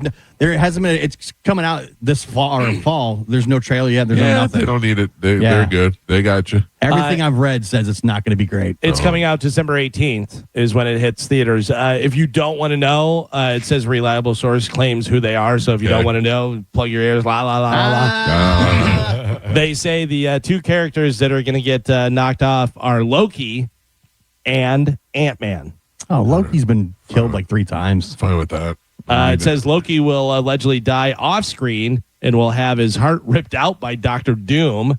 It says Ant-Man will lead his daughter, Cassie Lang, and the rest of the young Avengers into a quantum realm, but will die in the process. His sacrifice means is meant to set his daughter up to have a bigger role in MCU. Great. You spoil the whole movie. Yeah. Tim Pal's freaking out right now. I told you. Yeah, what do you, Mike? You'd like to spoil movies? Wasn't me this time. Yeah, I don't know. It might be good, but I'm not hearing good things. I'll watch it. I'll watch the Spider-Man movie. I'll watch the Avengers movie. I'm an idiot, so I'll be there opening day. Yeah. But I don't know that it's going to top Endgame. I can't believe you went to the theater to see Toy Story. Yeah. Yeah. That's not negative. It just blows my mind. Me and a ton of people. Yeah. It's packed theater. Well, you said you took your niece and nephew or whatever. Yeah. Yeah, that My makes more kids all sense. went. Yeah, when it was. Because if you would have just gone by yourself, that is a little weird. No, I wouldn't go by myself. And my kids went too. They wanted to see it. Yeah. Because they've seen they've grown up watching all the other Toy Story movies. My kids hate movies. Really? I took my daughter to Disclosure Day and she hated that. And I think that ruined my chances of taking her to see another movie again. Yeah, that doesn't seem like a 13-year-old girl movie. No, You know what I mean, it was just an alien movie. I thought it would be cool for the aliens. Was not. This goes back to the weird. You guys love Disney, but you hate all the movies. And all the Don't stuff hate in the the movies. park They is don't- based on the movies. I think that my daughter was little. Yeah. She watched Frozen every day, and she knows Moana and all those princesses. But she's not the type that's throwing it on all the time, Right. You know. And Joey, it takes a lot to drag him to sit down for 2 hours and watch a movie too. Halle Berry is how old? How old is Halle Berry? 56. 56. 61. 61. 58. Johnny B? 63. Oh my God. She's 59. Oh, so 59. Looks, great. Halle Berry says that the perimenopause felt like, quote, and I'm quoting her, razor blades in my vagina. Oh. In a good way or a bad way? I'm probably a bad way. I'm assuming bad way, yeah. Oh. So, ladies, get ready. That doesn't sound like a fun time. No. This is interesting. A woman found out that her grandfather is Charles Manson. Oh, gross. So she made a documentary about it. It's on Hulu, and it's called My Grandfather, Charles Manson. Here is a clip of audio from it. Take a listen. So this all started because you never knew your dad. Yeah. And who's your dad? Charles Manson. I've always been the kid with her head screwed on right. And then you find out your grandfather's Manson. I submitted my DNA to unlock my grandfather's sealed records. I need to understand what happened, no matter where it takes me. By the way, I'm letting you know right now, nothing's going to happen. You're not going to find out anything new. What does she think she's going to find out? Exactly, yeah. I mean, we You have an know. unfortunate bloodline. Yeah, we know everything there is to know about Charles Manson. Yeah. We've heard it all backwards seen and it all. forwards. Yeah. It's this is kind of like the Bigfoot thing where you're like, oh, the new Bigfoot's it's Yeah, the same same as thing. everything else. Original Foreigner singer Lou Gramm will retire from performing this year. That's probably smart. Yeah, it's definitely smart because I've seen him a couple times in the last year. And, I love Lou Gramm, one of the best voices in rock. I think he was great and stuff, but he's too old and had too many problems. He's out there, and he does a couple songs with Foreigner now. And it's just like, oh, yeah, it's good to see Lou, but The last thing you needed to see him was on stage with Kelly Clarkson. yeah, that was pretty rough. And especially next to a singer as great as her. Right. But, she obviously was influenced and she loved Foreigner and wanted to be out there and do that. But, yeah, it was pretty rough. So he is hanging it up, which is a good idea. And then finally in news, some ridiculous concepts have been turned into ridiculous movies at Lifetime. What was was it Burning Bed or what was the one with Farrah Fawcett that they had? Burning Bed was one, yeah. Was that it? Yeah. So they have some of the most ridiculous titles from the different movies that are on Lifetime. Some of these are great. 2004, anybody remember Baby for Sale? How can I forget? No, but I'll take two. Yeah, you want to watch one of those? How about Drink, Slay, Love? Not Drink, Pray, Love? No, Drink, Slay, Love. Okay. From 2017. This one, I think I would want to watch. From Straight A's to Triple X. Yes. This sounds pretty weird. 2006 Lifetime movie, Honeymoon with Mom. Oh. Yeah, I don't like that at all. 2004 Lifetime movie, I Do, but I don't. My grandfather was Manson. 2014 Lifetime movie, Killing Daddy. Okay. This is 1996, and then they remade it. It was so good, 1996, they remade it in 2016. Mother, May I Sleep with Danger? Who's the danger? Yeah. 2016 Lifetime had Newlywed and Dead. Yeah. How about Psycho Storm Chaser? By the way, Psycho Storm Chaser is a great band name. Yeah, but I feel like they should be playing at the beach this weekend. Oh, no. Yeah. Psycho Storm Chaser is hardcore. Oh. Yeah. How about in 2013? Of course, you saw Restless Virgins. Yeah. Yeah. I've seen a few of those in my day. 2012, Sexting in Suburbia. Mm-hmm. And from 2015, it's a series of movies that ran from 2015 to 2021. It was called Stalked by My Doctor. Stalked by my doctor. Yeah, Stalked by My Doctor. Hey, you know what I was just thinking about is what generation will not know Charles Manson? Oh, I bet my kids don't know. Right, now. but they'll find out somehow, won't they? Yeah, because of Movies and references. pop culture and people talking about it. And But even I think in pop culture, current pop culture, it's less and less. Oh, Yeah. it's definitely You know, less, so for sure. unless they're digging back into older stuff. But it's also like one of those things where somebody makes a basketball shot and you go, Kobe, it's if somebody's crazy, you go, easy, Charles Manson. Yeah. You know what I Right. mean? That's So, a part of the But like, vernacular. if someone makes that shot, you'd probably go Jordan, whereas the next generation say Kobe. Next generation probably will say something different. You know what I mean? Like it's all relative to what Sure. age you came up. I think The kids talk a lot about Charlie Kirk. Oh, yeah? About Yeah. because they see a lot of the news on TikTok and stuff. It's become kind of a joke. It was so viral. Yeah. Have you seen all the stuff? What is her name? The black lady that does the podcast and talks about all that stuff? Candace Owens. Candace Owens. Have you seen all her stuff where she's got some wild conspiracy theories? All the people in the maroon shirts? Yeah. Did you see about that? That there was a bunch of people, and she goes, that's not a common color for guys to wear maroon. No, I wore a maroon shirt one time, and you guys destroyed me. But she was showing video footage, and there was a bunch of different guys in maroon T-shirts. And she says, I didn't see the video clip. She says after the shooting, there's a guy who ducks down and hands another guy a maroon T-shirt to put on. Yeah. It's like, that's weird. The gist of her claim is that Turning Point USA had Charlie Kirk killed. Right, because she said that she's talked to military guys that say they have a color of the day. And they have that type of thing, whatever. Yeah. So that's kind of, That's why Erica Kirk right now is trying to get the judge to release everything publicly and have it all out there in the open so all this stuff can be debunked and it doesn't leave it up to speculation. So you know that the New York City police, the undercover cops used to have a color of the day, and they'd have, say they'd wear blue shirts. So the undercover cops would know the other undercovers were wearing blue shirts. That the hip hop radio station used to get on the air and give out the color every morning. Son of a bitches. Yeah, I know. I only know that from Law and Order. Oh, really? yeah. Because I remember when Ice-T, the guy said he was undercover, and Ice-T goes, "What's the color of the day?" And I said yellow, and he goes, "He's legit." Well, there you go. That is it for news. All right, Galvin, thank you. We'll take a quick break. When we come back, Joke World is happening. Joke World Comedy Festival is happening in downtown St. Petersburg. Jake, who is putting that on, is going to stop by and join us on the show. He, like me, probably loved COVID. Yeah. Right? I know he started the Joke World channel during COVID as I'm sure he can tell the story. Yeah. But that's when he started it. And now it's blown up to this huge thing where he's got his own comedy festival and he knows all the comics. That's awesome. And they get endorsed. And it's coming here to St. Petersburg. Pretty fascinating story. All right, we'll tell you all about that when we come back. It's the Mike Calta Show. This is 102.5 The Bone. Why Iron Maiden will not be in the Rock and Roll Hall of Fame. No, why they will not go and perform at the Rock and Roll Hall of Fame and accept their induction. Yeah, they're in. They've said for years, especially the lead singer Bruce Dickinson has said, he doesn't care about the Rock and Roll Hall of Fame at all, and it's all bollocks. Yeah, but I mean, also all these years of being overlooked and then finally getting the nod, you would think that they would be like, well, all right.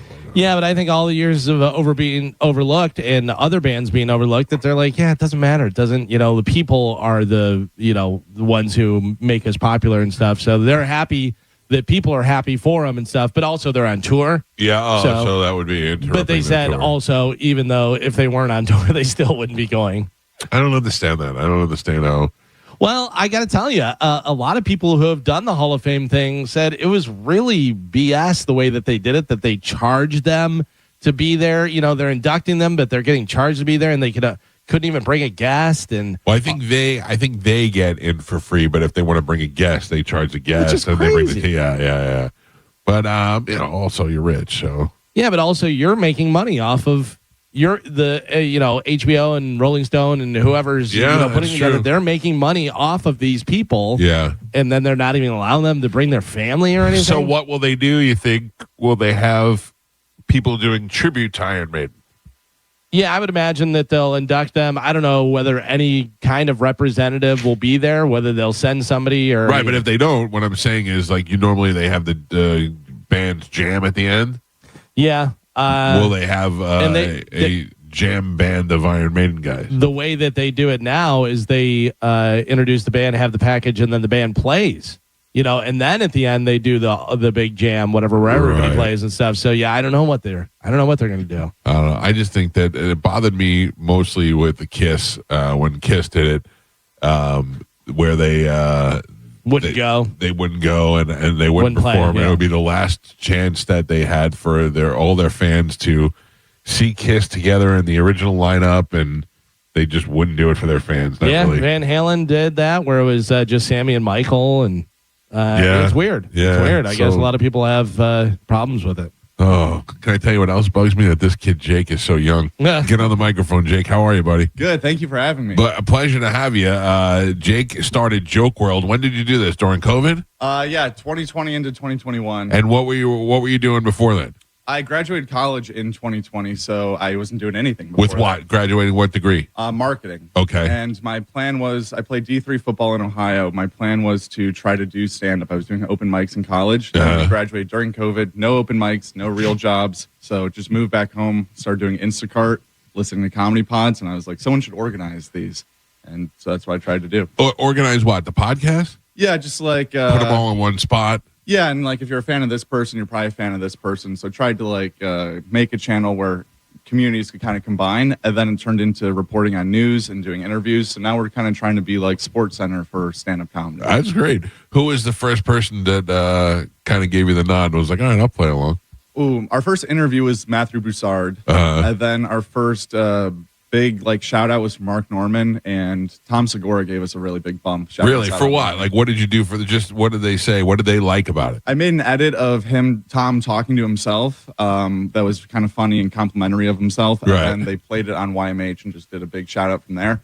And then I was able to use that clip of him saying shout out to Joke World, this and that, and get more credibility than I might deserve. Nice. Yeah. And then where are you based out of? So I started this in Tampa, and then I moved to Austin about 2 years ago. Oh, you started from here? Yeah.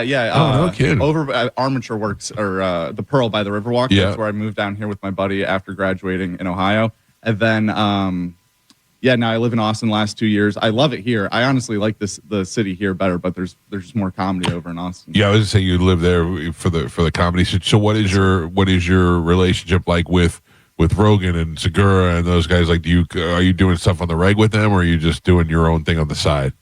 More on the side, I guess, not on the reg, but I've been to the YMH studios a few times, got to do tours there, interview Tom in person there, and then just trying to go to the clubs, the mothership, all that stuff to just see things in person. Like 2 years ago, we saw Shane like working out his SNL material at the club live, so we could make a video about that, give people a preview. So just trying to be like boots on the ground journalists. Everyone comes through Austin to promote their stuff now. So just being there, trying to get interviews like that. We got to interview Ari Shaffir in our studio, which is also in our house. So, yeah. Good setup, right? Yeah. Me and you are like this, but me and you are the two that love COVID the most. Right? We both had something great come out of it. Yeah. For sure. So how is the money on this? It's decent. We have 2 full-time employees, so we're trying to gear up. I'm pretty much reinvesting it all back into the channel to see how far we can get, which is like what we're doing with this festival. It's pretty much all shoved in the middle there, and hoping that it works out. Even just breaking even, getting us on the map of like serious comedy brands. I feel like the YouTube stuff is great, but we want to be a serious comedy force, so we're trying to do something in person. Did you have any experience at all of doing any kind of events or anything, or did you team up with someone who has that experience? Yeah, we're teamed up with Zach from Coastal Creative, who was part of the Sunshine Festival like 2 years ago that happened here, which was an awesome lineup. The comics loved it. They had a great time here. It was just a little far and spread out. So we're just kind of coming back and putting our own kind of spin on it. Because I'm sure you're amazed at how many things you don't realize you have to do. It's insane. Yeah. It's like another full-time job. At first I was like, oh, we'll just start a festival brand. And this will be fun every year. Yeah. And now I'm like, dude, I mean, it's overwhelming. There's a lot that goes into it. Yeah, that people don't see. Yeah. So we announced it to celebrate our 5-year anniversary of the channel. So it's almost like a celebration of our 5 years and the people that we've interviewed and stuff on the lineup like that have helped build the channel. But I want to do it again after this, but get your tickets to this one. Let me tell everybody, this is happening August 14th and the 15th, and you can get tickets at jokeworldfestival.com. It's no O in the world, just to make it more confusing, Jake. And we gave your listeners 20% off if they type in code Calta at checkout. There you go. I'm going to go over some of these comedians that are coming here. Joe DeRosa, who recently left his sandwich shop.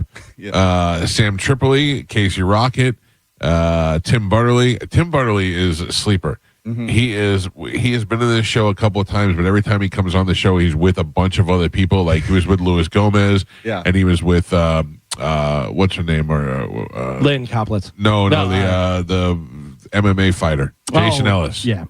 And he always gets pushed aside. Maddie Smith, Brendan Sagalow, who's Gio's favorite. Dude, I'm telling you, Brendan Sagalow, the stuff he's doing right now is some of the funniest stuff. Like I don't know if he's under the radar, but he right now is consistently making me laugh more than anybody. Yeah, he's been good. I told him we called because you got all. I believe you got all of them on here. You got Cannon, Sagalo, is Feeney on here? Yes, sir. Yeah, so the triplets are coming. Yeah, we have 8 total people named Mike, actually.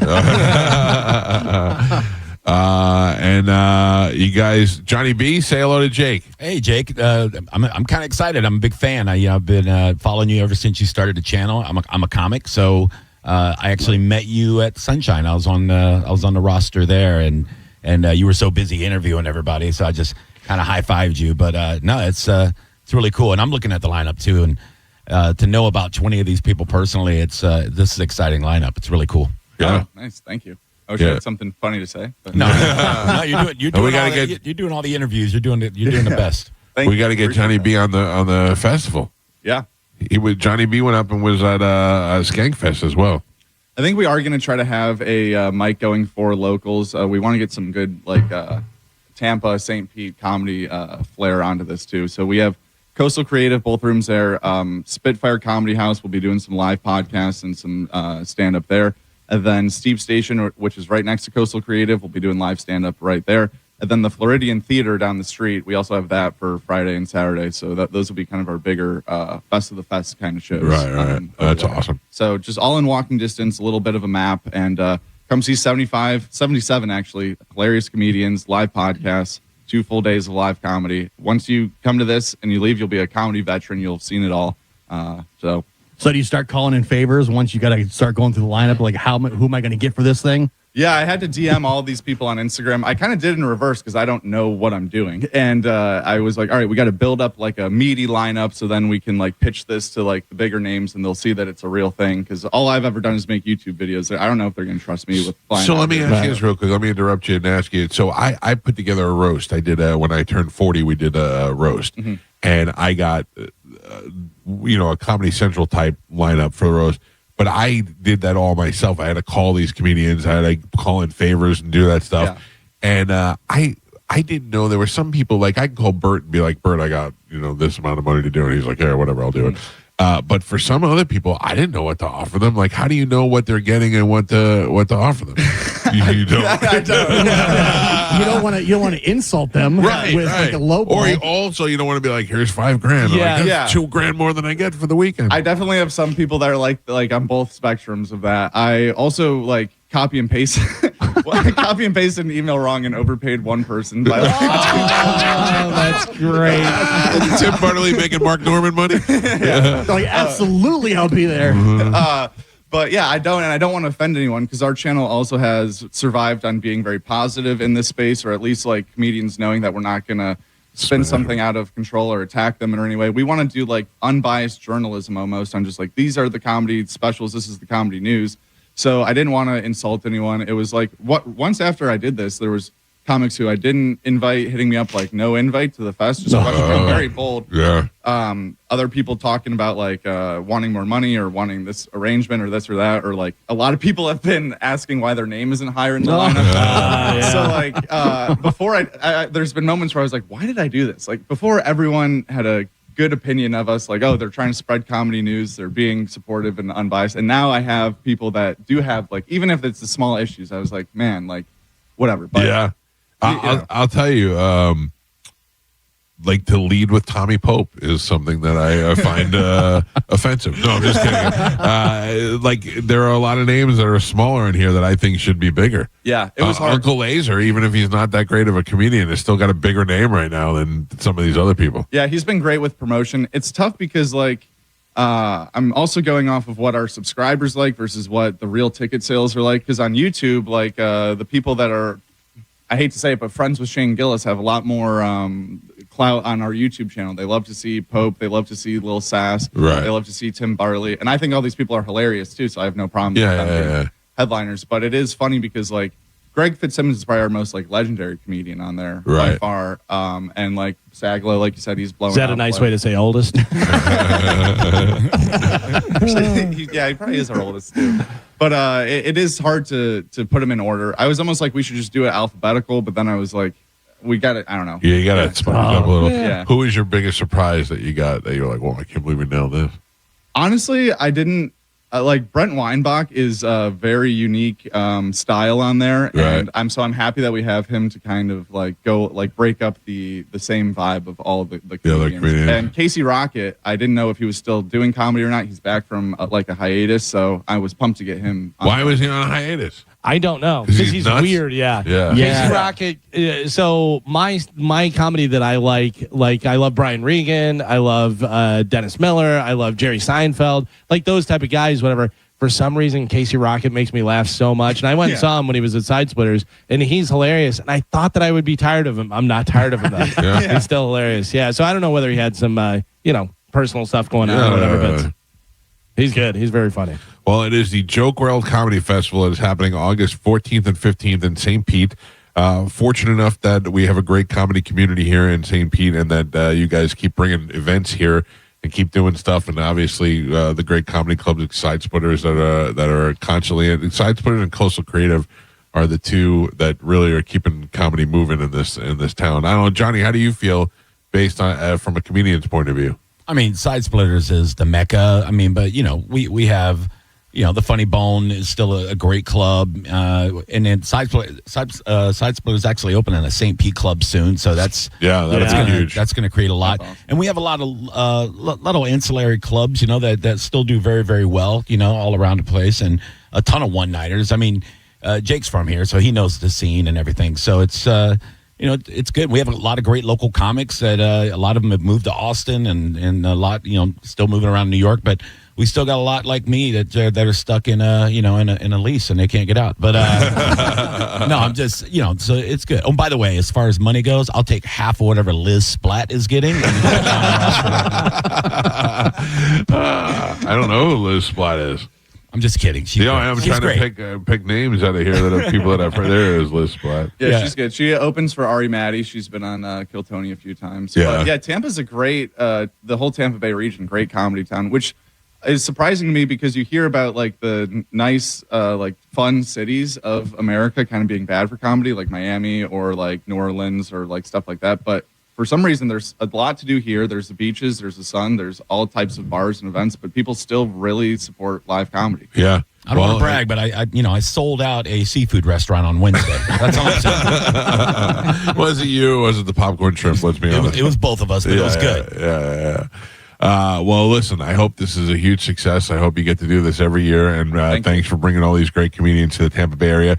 Tell everybody where to get tickets again. What's the easiest way to do it? Yeah, so you can go to any of our social medias, Joke World, and it'll be a link in a bio, or just Joke World Fest. World is spelled WRLD, and you can use code Calta for 20% off from now until the festival. But we'd really prefer if you bought them now, so we don't lose any more sleep. Yeah. I'm a wait till last minute kind of guy, but it's so much smarter to get this stuff now because also people get a hair up their ass when it gets closer, and the next thing you know, things are selling out. So you don't want to wait for that. For sure. And again, go to Joke World. And I mean, I can't even begin to read all of these comedians because there's, like you said, 77 of them. And there's some great names on here. There's plenty of people whose names I know. And then there's folks that I've heard of and have never seen live. So this is going to be a great opportunity to bring comedy here to the Tampa Bay area. So, Jake, thank you for getting up early and coming here to promote this. Good luck with the festival. I'm sure we will see you out there. Yeah. What we're probably going to do is do our shows from St. Pete that week so that we can have some of the comedians on when they're in town. Yeah. Yeah. It'll be a little easier if we're over there. We could talk about setting up a booth or something. If all you guys want to just come out for both days, we can figure something out. Or just do your thing. And thank you so much for having me. It's an honor as a Tampa comedy fan. Like being on this show is surreal. So thank you for having me. Awesome. Hey, and you're in Austin? Yes, sir. Have you gone to Kiltony? I have. Yeah. How is that? It's way smaller than you think. It looks huge. Yeah, it looks huge on YouTube. And even going into that room just to see regular stand-up, you go, I can't believe they filmed Kiltony here. This is way too small. And then when you're in there, it's like, oh, like this is really small. And then I've seen it at MSG, which was not small. Right. But it's electric. It's you don't miss much on the YouTube thing besides like them like reading an ad is on YouTube and not in there. But like, it's better in person, just like all comedy is, but it translates better, I think, to YouTube than like say a special or something nowadays. Nowadays, I think it's hard to like see a special and really enjoy it. I loved Louis' last special, but sitting down for an hour and watching flat comedy by yourself is just not as not being in the room with other people, and for sure. So just like anything, it's all better in person. So how hard was it to get tickets to Kill Tony in Austin? It was so difficult. It's like a lottery every 90 days, and the website crashes in like 30 seconds. Yeah. And it just spins. So they're asking, because I was saying this morning that I wanted to hit Red Band up because my son wants to go. Yeah. And my son wants to fly to Texas to go see it, but I don't want him to fly out there without tickets. Oh, yeah. And I'm like, is it a douche move if I hit Red Band up and be like, yo, I need tickets for Kill Tony? Yeah, that I'm not too sure about. Red Band's a great guy, though. One time we went out with, I went to his club, Sunset Strip, and then he invited me back in the green room, and we were hanging out a little bit, and he was drinking, and he was just... My name is Jake. He was just calling me Joke because he's like, I'm not remember that. You're Joke. It's a Joke world. Yeah. And he was like, let's go to the next bar, Joke. Come on. So I was like, okay. I felt like an investigative journalist. I call like Red Band around Austin. He has these 3 rickshaws. I'll come pick him up at any time, named Panda 1, Panda 2, and Panda 3. An Asian guy just comes on a rickshaw, picks him up, and just takes him wherever he wants to go. Just bar to bar. I need a rickshaw. Come on, that's ridiculous. What are we doing? Tom, come next on, contract, Tom. rickshaw. Yeah. Only 3 rickshaws. 3. Panda 1, Panda 2, Panda 3. He goes, all right, you 2 and Panda 2. I'm taking Panda 1, and we'll meet you at the next bar. And they just come and pick them up. Instantly. Yeah. Oh, that's Smoking awesome. cigs in the back. It was hilarious. He's making so much money. He's got I got to get on that. I got to get on that. Kill Tony and then the club and Now I don't And feel I think bad he about gets asking very for tickets. money. yeah. Oh, that's right. He's got a piece of Rogan's thing. NYMH. Yeah. So I'm sure nobody ever hits him up for tickets. Yeah, you'll be fine. Tell him Joke said you. We were hanging out with Joke, and he said, I was in Panda 1 the other night, and they said I should ask you for tickets. All right, Jake, thank you. We'll take a quick break. It's the Mike Calta Show. This is 102.5 The Bone.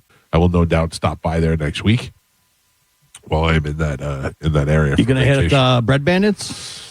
Yeah, Gio. I'm not going to lie. I didn't think vacation. about it till you said it, but yes, I'm there for sure. Vacation. You have to, you know? And when does it start back on the rails? When we come back from break. All right. Yeah, when we come back from break, I'm gonna need you guys to help me guide.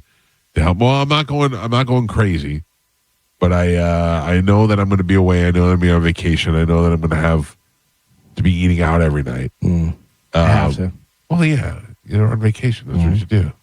What do you do on vacation? Hey, I mean, I packed my running shoes and clothes and stuff. I'm gonna run when I'm up in I'm Neston. gonna walk on the beach with my wife. you guys don't cook on the grill, maybe do some stuff there.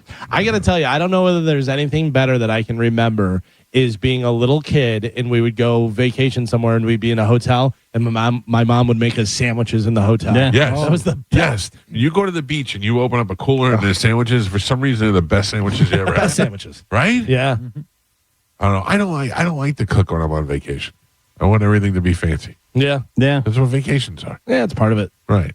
That's why you want to stay in a place. You stay in a hotel and you come home and everything's all made up for All you. made and up. everything. Yeah. Room service is all your room service is gone. Yeah. When you get back to the room, that's some good stuff. And we don't get to take a lot of full week vacations, so you got to really live it up for when you're out there. Yeah, because the next will be end of the year, Christmas.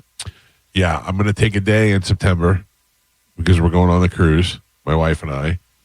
And then I think we have one other thing planned. Is there a Labor Day or something coming up towards September. September, so Yeah. we'll get that off. But that's really it, Yeah. which is not necessarily a bad No, thing. but once we slingshot through September, then next thing you know, we're planning the pub crawl.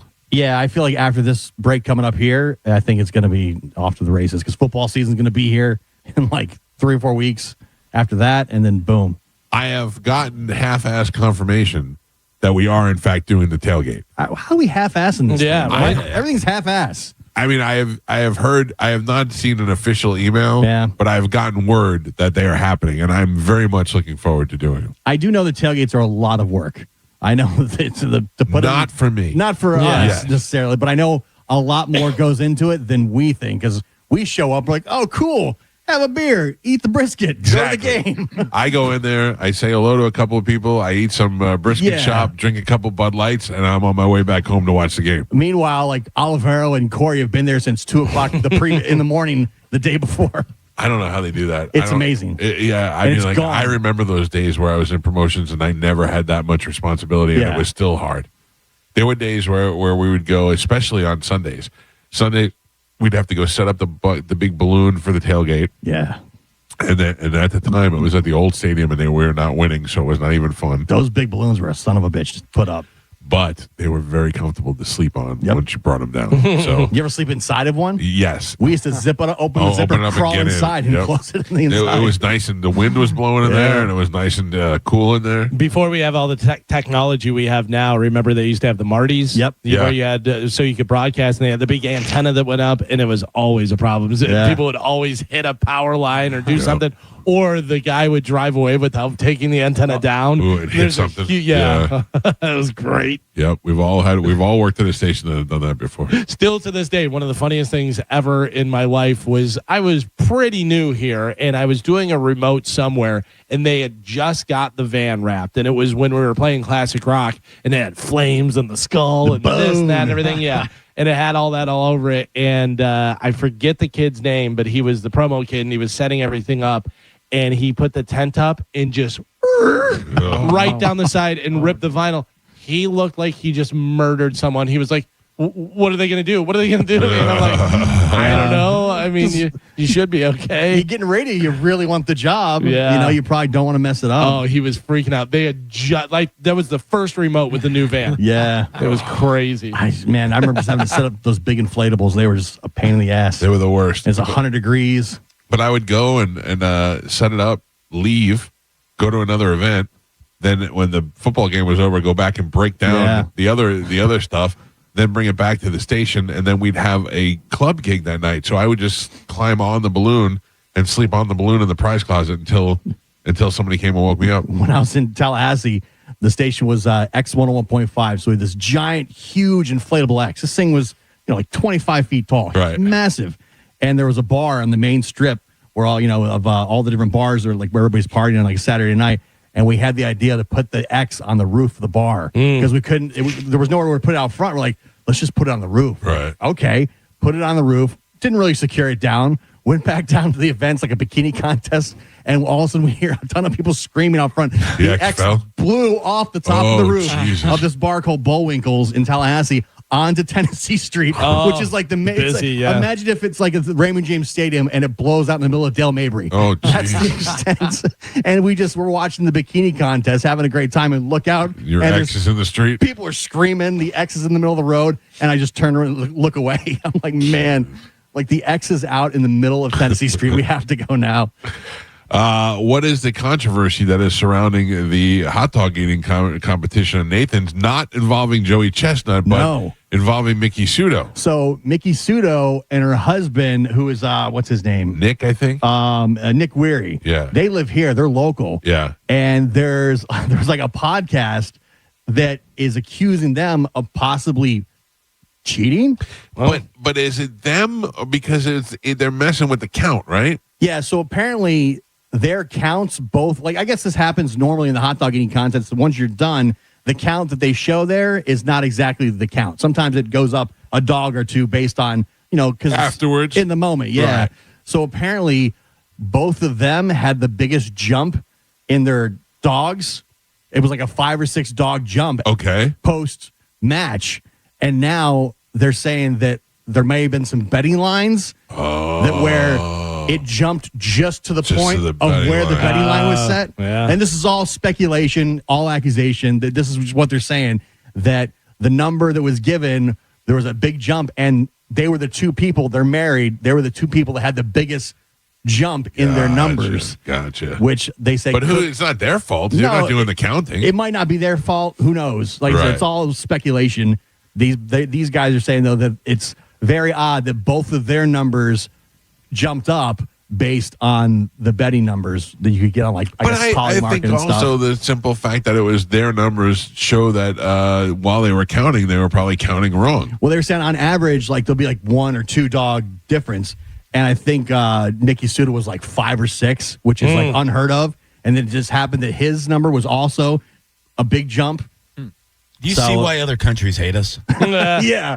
And I guess he had been, there'd been some accusations that he was trying to cheat in the past because something with the plates. If you take a plate from somebody else, that's how they keep track of the dogs, I guess. Okay. But I guess he was able to prove that he didn't do that. So like, I just always assumed they gave you 100 dogs and you just count whatever's left. I think it goes by the plates.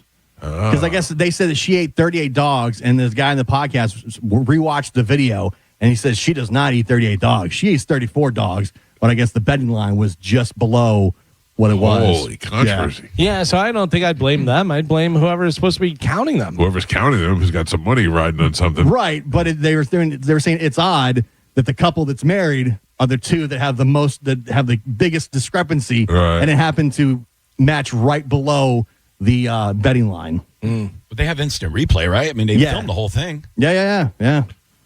Oh. So who knows? There may be a little hot dog eating contest scandal. Wienergate. All accusations. We don't know this to be true.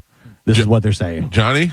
Yeah. As a fellow fat guy, how is your speed eating? Well, I mean, I'm pretty good.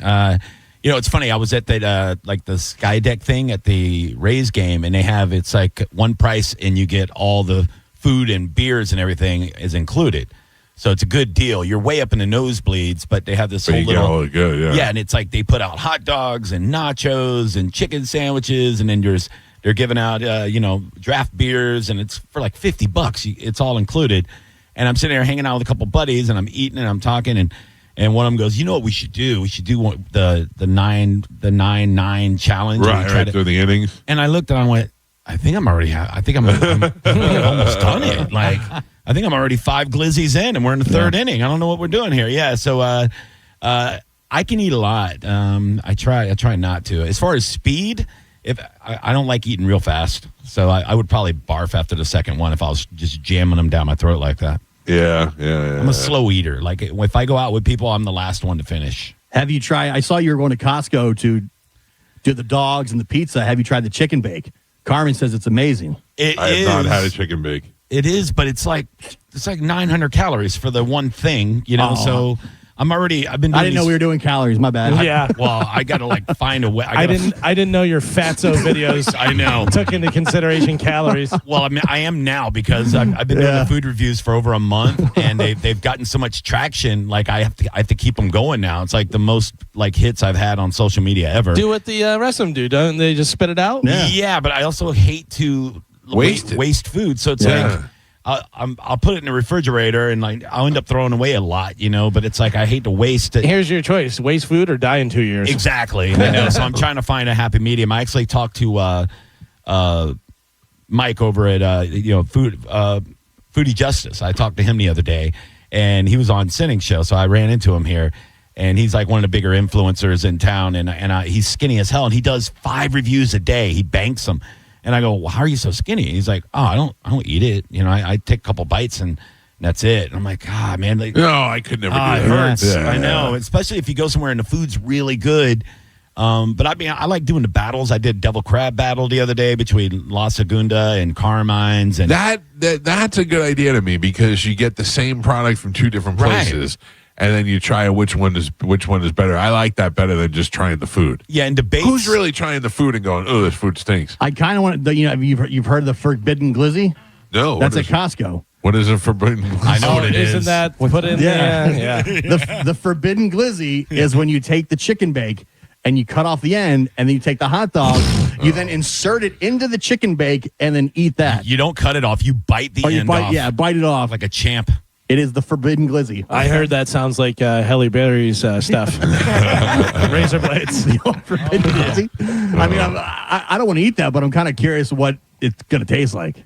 Now, the fun thing is watching people fight in my comments over stupid food battles. It's like ready to fight each other over Costco versus, or I did Popeyes versus Publix chicken, and people are freaking out. What won?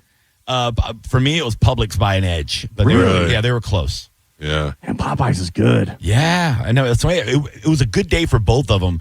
It just happened to be I got a 2-piece from each, and I was like, man, they were both under game today because they were hot and crispy. I was like, oh man, it was so close. But yeah, I remember Ian told us we needed to go to Popeyes in New Orleans because it was different than the regular Popeyes. He's right. Yeah, we didn't go because we suck. But yeah.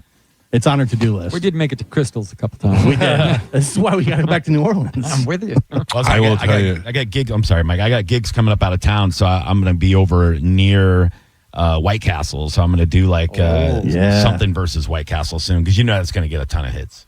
I would. White Castle is what I think I could eat the most of. Oh yeah. If you just gave me 100 of them and give me time, I would just sit there and just mouth. Last time I drove through Claremont, I had to take a break.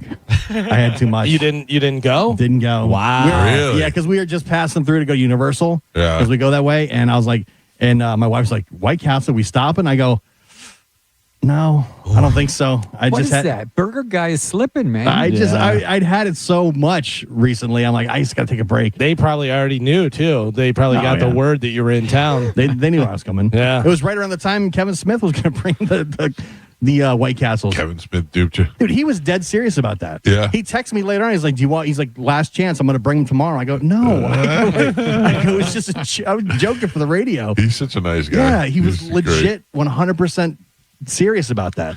All right. Rachel Feinstein is going to be coming in at the top of the hour. She's going to be at Side Splitters this weekend. She's a very funny comedian. Has never been on the show before. Can you believe that? She'll be here to hang out with us in a little bit, but we're going to give some stuff away with the new favorite game of the week called The Answer Trap. Yes. Can you believe I remember it every day? Wow. I'm very proud of myself. Yeah, we'll play another round of The Answer Trap next. It's the Mike Calta Show. This is 102.5 The Bone. This is my favorite. We're giving stuff away, and I don't know what that stuff is. This is a Mike Olivero. Please help us out. We have no prizes, but we need to play a game. And maybe several rounds of it. That's how it goes. Multiple winners? Yeah. A pair of tickets to see me at Tailgaters Sports Bar next Wednesday. All right. Where is Tailgaters? Hudson. Ooh. Now, how many people show up to a Tailgaters on a Wednesday night? I mean, it should be pretty good. I mean, the listeners come out and see me, so I've been doing really well with these. So I mean, I'd say 80 to 100 probably. Oh, that's pretty good. I think people are excited that they can do something like that close to home. Yes. If they're in Hudson. Like, I don't have to drive to Tampa, but I can get a comedy show. Let's go. Yeah, Brooksville has a really cool room where they do comedy like once a month, and they have national headliners come in, and I did 50 more than anybody else when I was in Brooksville. So they were like, man, we had no idea. I said, yeah, I didn't either until they showed up. Does Rob still do comedy? I don't see it. I know he was like putting together his own shows for a little while in a couple of places, but I think he's in Miami or something now. So okay. Yeah, I don't know. I was just curious. Yeah. All right. Well, let's give some stuff away with a new game we came up with this week called The Answer Trap. Here we go. If your answer matches Galvin's answer, you lose. It's time to play. What happened? I don't know, just paused for no reason. My computer's lagging for no damn probably because because it was too loud. Was it loud? Okay. Yeah, so loud. I had it at average height. Okay, hold on here. Let's see if I'll reload it. It's I'm afraid. I hit the play. That's all I did. I didn't do anything. If your answer matches Galvin's answer, Too low. You lose. That's good. It's time to play The Answer Trap. Only on the Mike Calta Show. All right, Galvin, we've got almost a full board of phone calls. There's actually a couple of lines open, 800-771-1025 if you want to get in to get the mystery tickets. We have tickets to give away that I don't know what those tickets are going to be. They may be good. They may stink. Who knows? All right. I am going to give you a question. Do you name something? We're going to go around the room. If you name the same answer that I have, you're out of the game. You're out. Last man standing wins a prize for somebody on the phone lines. Johnny B, you in? Yep. All right. Johnny B is in. I'm going to start with Mike Calta. Okay. Mike Calta, name a tech device that has become completely obsolete. Calculator. Gio. Payphone. Johnny B. Answering machine. Joe. Palm Pilot. You are all still in the game. I said Walkman. Oh. Gio, name a food served during Thanksgiving dinner. Corn on the cob. Johnny B. Deviled crabs. I'm sorry, deviled eggs. Joe. Stuffing. Mike Helta. Turkey. You're all still in. I said pie. Johnny B, name a common item found sitting on a nightstand. Tissues. Joe. Cell phone charger. Mike Kelta. Alarm clock. Gio. Bottle of water. You're all still in the game. Wow. I changed it from alarm clock to lamp. I went lamp. I almost went lamp. I went lamp first. I love that. Joe, name a gesture you use to greet someone without speaking. Wave. Mike Calta. Head nod. Gio. Salute. Johnny B. Smile. One of you is out of the game. Mike Calta. Damn it. With the head nod. Head Out. nod. All right, it is down to Gio, Johnny B, and Joe. Here we go with your next one. Gio, name a superpower that you would like to have. Flying. Johnny B. Healing. Healing? Yep. Okay. Joe? Invisibility. One of you I wanted to change mine. is out of the game. You can change it. You're locked in. It's too late. Joe is out. Joe's out of the game. Joe's Joe's out of the Oh, game. I thought it was flying for sure. No, head to head. Here we go. Gio and Johnny B. Johnny B, start with you. Name a tool that you would find in a toolbox. Wrench. Gio, Hammer. you're both still in the game. I said screwdriver. Gio, name a reason a flight might face a sudden delay. Hurricane. Johnny B, Sick passenger. Explosive diarrhea. Yes. Can I change my answer? In there. I got to tell you, I'm going to allow it. You're both still in the game because I You have said weather. I said unruly passenger. Oh, unruly. Sick is different than That's unruly. different. So That's yeah, it's different. different. Both still in the game. All right, here we go. Next one. Gio, name a decoration people put up for birthdays. Balloons. Johnny B. Oh, I can look at your face. Streamers. Give it away. You're both still in the game. Oh! I thought balloons was too obvious. I put up pictures. I said pictures. All right. Calvin gave like a smirk, like a you idiot. Johnny B, name a holiday that changes dates every year. So not something like, Christmas is specifically December 25th. This changes. Oh no. Memorial Day. All right.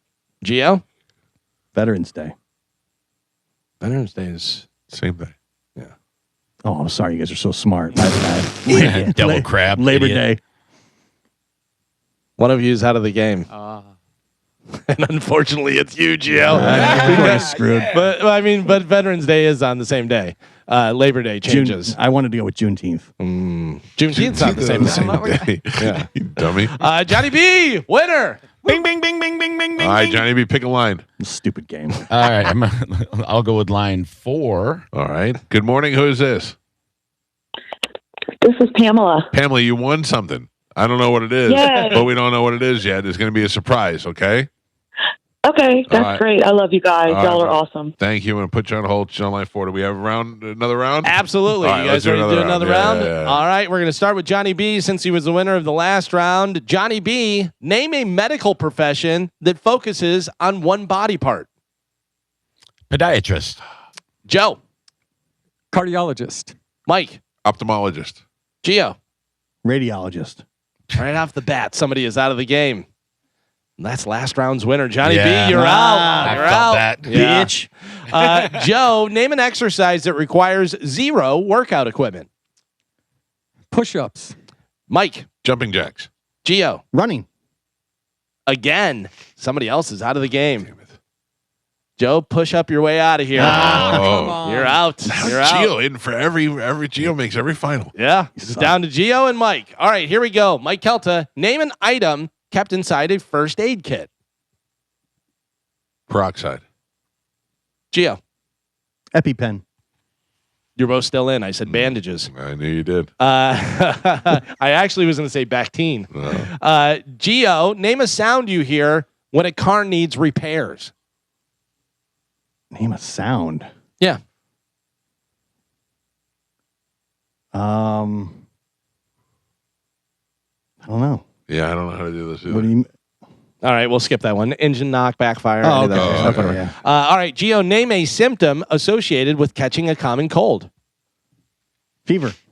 Mike Calta, What grade? Low grade. Cough. you're both still in. I said runny nose. Mike Calta, name a musical. Oklahoma. Gio, Back to the Future. I said Annie. Both still in. Gio, name a purchase that immediately loses value after buying it. Electric Hummer. Depends on how much you smash it. Mike Calta, Boat. one of you just won the game. Damn it. Gio, you're out. Mike Calta wins. New car. New car. I got a new car. Specific. Yeah. That's garbage. That falls under new car. All right. Good morning. Who's this? It's Tony. Who? Tony? Tony. What are you on a speakerphone?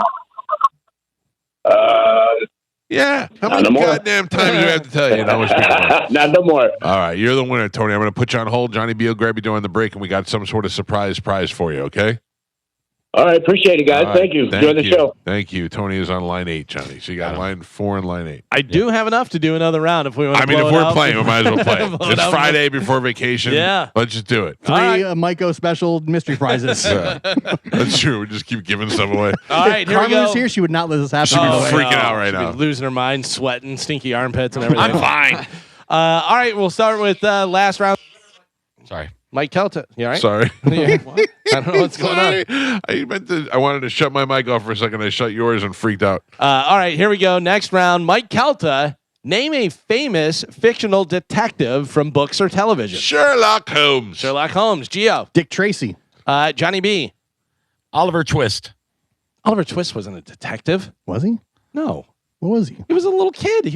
Oliver Twist was a poor kid. Did he ask for more porridge? Yeah. Yeah, I know, but I figured you guys would argue why I thought of a real one. What do you got? Dick Tracy was said, right? Yeah. Yeah, man. Detective. Books or TV? I didn't know. Okay. TV. Oh, okay. Oh, TV. Yeah, you go with the guy. With Come the, on, TV detective. There's a million of them. The Ice-T, his character. All right. Finn from Thank you. Law and Yeah. Order SVU. Okay. Joe, Columbo. one of you Damn it. is out of the game. Damn it. Pardon me, Joe. You're out. Oh! I had Come Columbo. up with Columbo. Idiot. All right. Gio, name a famous magician. Houdini. Johnny B. Chris Angel. Mike Calta. Pendulette. You're all still in. I said David I Copperfield. know you did. I knew I know you did. You should get extra points if you can I know name you it. did. All right. All right, Johnny B. Name a profession that requires a background check. A detective. Mike Calta? That doesn't yeah. require a background check. But If you're a like, police if you're a police officer, officer yeah. to be a detective, For yeah, sure. I'll allow that. Mike Calta? Teacher. Gio. I think you took Gio's. Firefighter. One of you is out of the game. Damn it. Gio, you're happy now. Mike Calta, you're out of the game. Teacher is what I yeah. had. Yeah. Down to Johnny B and Gio. Here we go. Next one. Gio, This is my game. name a historical mystery that remains unsolved today. Anything in history that's unsolved that we don't know.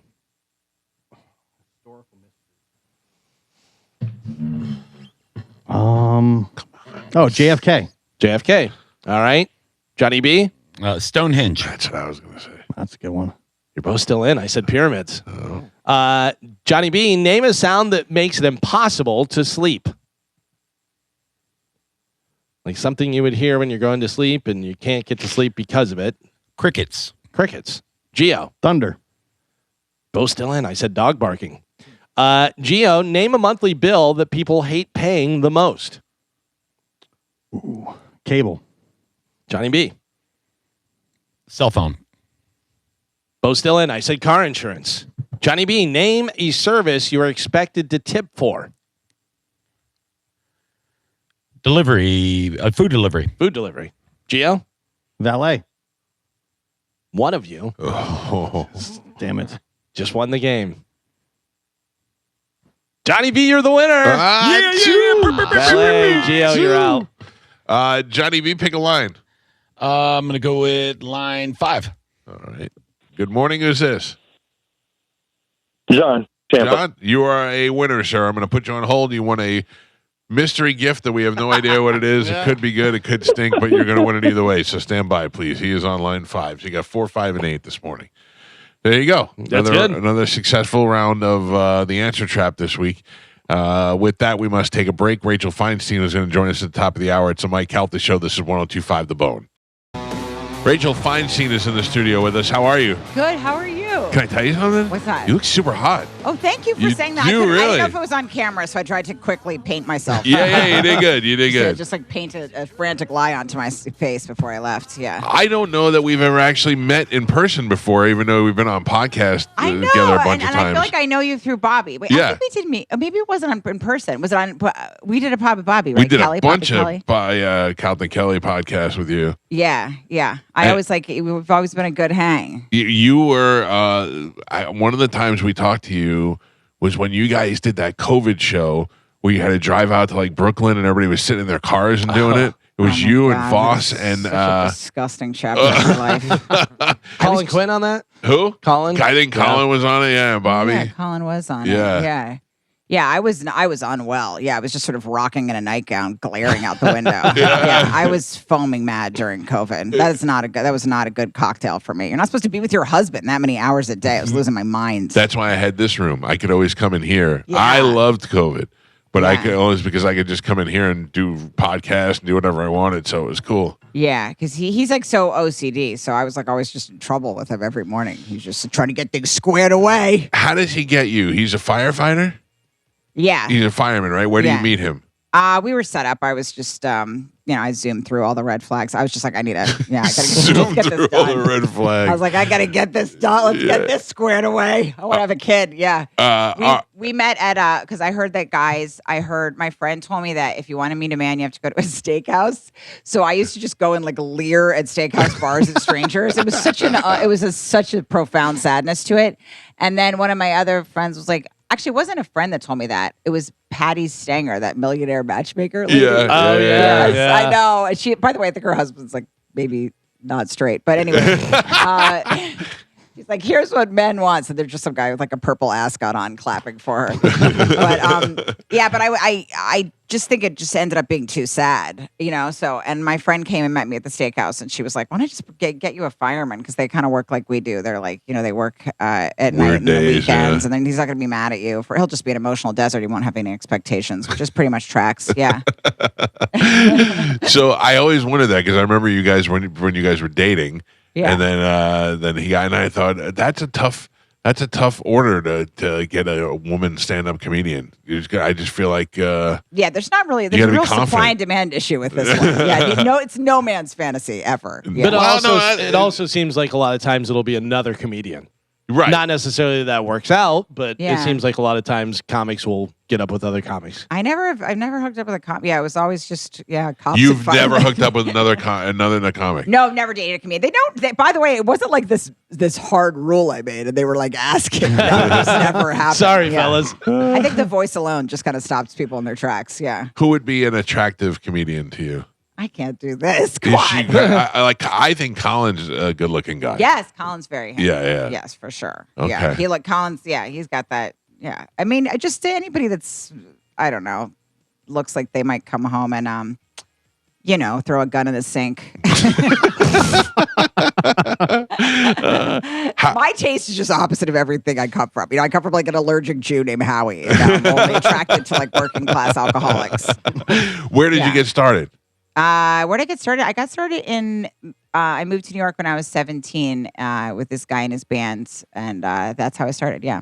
Were you doing any comedy at all yet, or were you like when did you realize? I did like I wanted to. I wish I could say that I was like about to do some be a doctor, and then I made this noble choice to leave it for the art. But I had no other skills. Like I failed out of high school, and Right. yeah, I was just going to follow this guy in his band.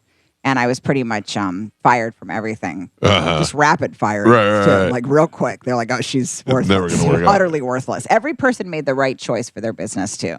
Who is this guy in the band that he gets you to follow? He's I can't say the name of his band. I love if you were like, it's called Coldplay. You might No, have heard of it. the opposite of no. It's just the opposite of because it has a bad word in it. But, don't say it. Mick sister. It's like the opposite of that. I mean, it rhymes with that. Yeah, but anyway, you guys, come on, you could do the math in your heads, right? Did you get that? Start with a D? Mick sister. I don't know. Okay, All right. it's the word for crotch, gentlemen. Dick It's a sister? man's crotch. Yes, you can't say Yeah, that. that's what I just said. You No, can, yeah. you can kind of say it in starts that, with- you in, can't that say dick in that sister? context. Oh, you can say I it. didn't hear you. I'm Yeah, sorry. yeah. I misunderstood you. You're In right. that context, you could say it. Oh, okay. Yeah. That's the name of the band. And are they successful? No. No. So, and look at you. You're on TV. You're on Netflix. And he dumped me immediately. I was the Yoko Ono to Dick Sister, and then I got dumped. Yeah. He just kept re-dumping me too, and then like taking me back, but like at a lower tier. He's like, all right, you can, like I became a groupie. It was such a sad chapter of my life. Oh, that's awful. Because at first I was backstage, and then he was like, not backstage anymore. How about you sell merch? Yeah, exactly. Basically. By the way, that's how he moved me to New York. He sent like another groupie to come get me.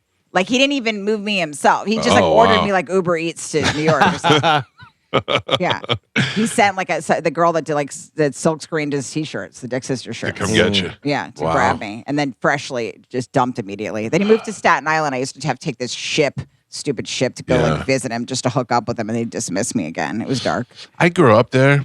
And I would think that I've been on that ship maybe 6 times in my life. It's such a dumb ship, isn't it? It's so ridiculous. It's unnecessary. It's unnecessary. And the things you see when you're a child on that thing, you should never. Oh, it's a filthy place. And then there was I'll never forget, I'm older than you, so you probably didn't see this, but there used to be this guy who was 110 years old, and he would just walk around and go, shine, shoe shine, shoe shine. And he was shining people's shoes on the ferry. I don't know that specific man, but there's plenty of those on the train. Oh, but this guy was 100, and I thought this poor guy is never going to get a break. I do think that a lot about people that are that weird, and I think about the things I complain about, and I'm just like, God, like that would be rough. I mean, everybody deserves a nap. Some people get no naps in life. No, I'm a necessary nap taker. Yeah. This is my other thing that I do now, which I've never done it, but I want to do it.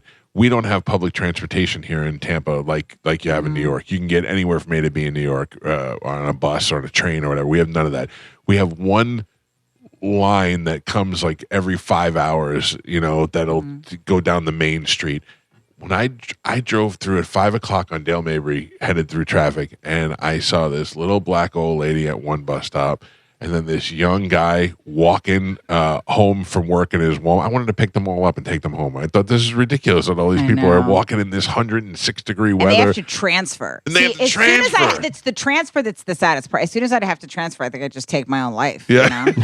I think I would just end it all. And what do you put myself down like a dog? What do you want to do? You want to become transfer? I want to give them rides. Oh yeah. I just feel bad that people are sitting at bus stops in this weather and doing and the transfer. Yeah, the transfer that's what would end me. Yeah. And I was late for work every day when I was like a nanny. I would be just late every day, and I would forget the keys. Yeah. I would always lose their keys. And the lady was a psychiatrist, so I'd interrupt her psychiatry appointments and she hated me so much. I'm like, Debbie, hey, old friend. I know you're talking to a suicidal woman right now. As my wife, I'm going through that right now. My wife is a therapist. Yeah. And she works from home.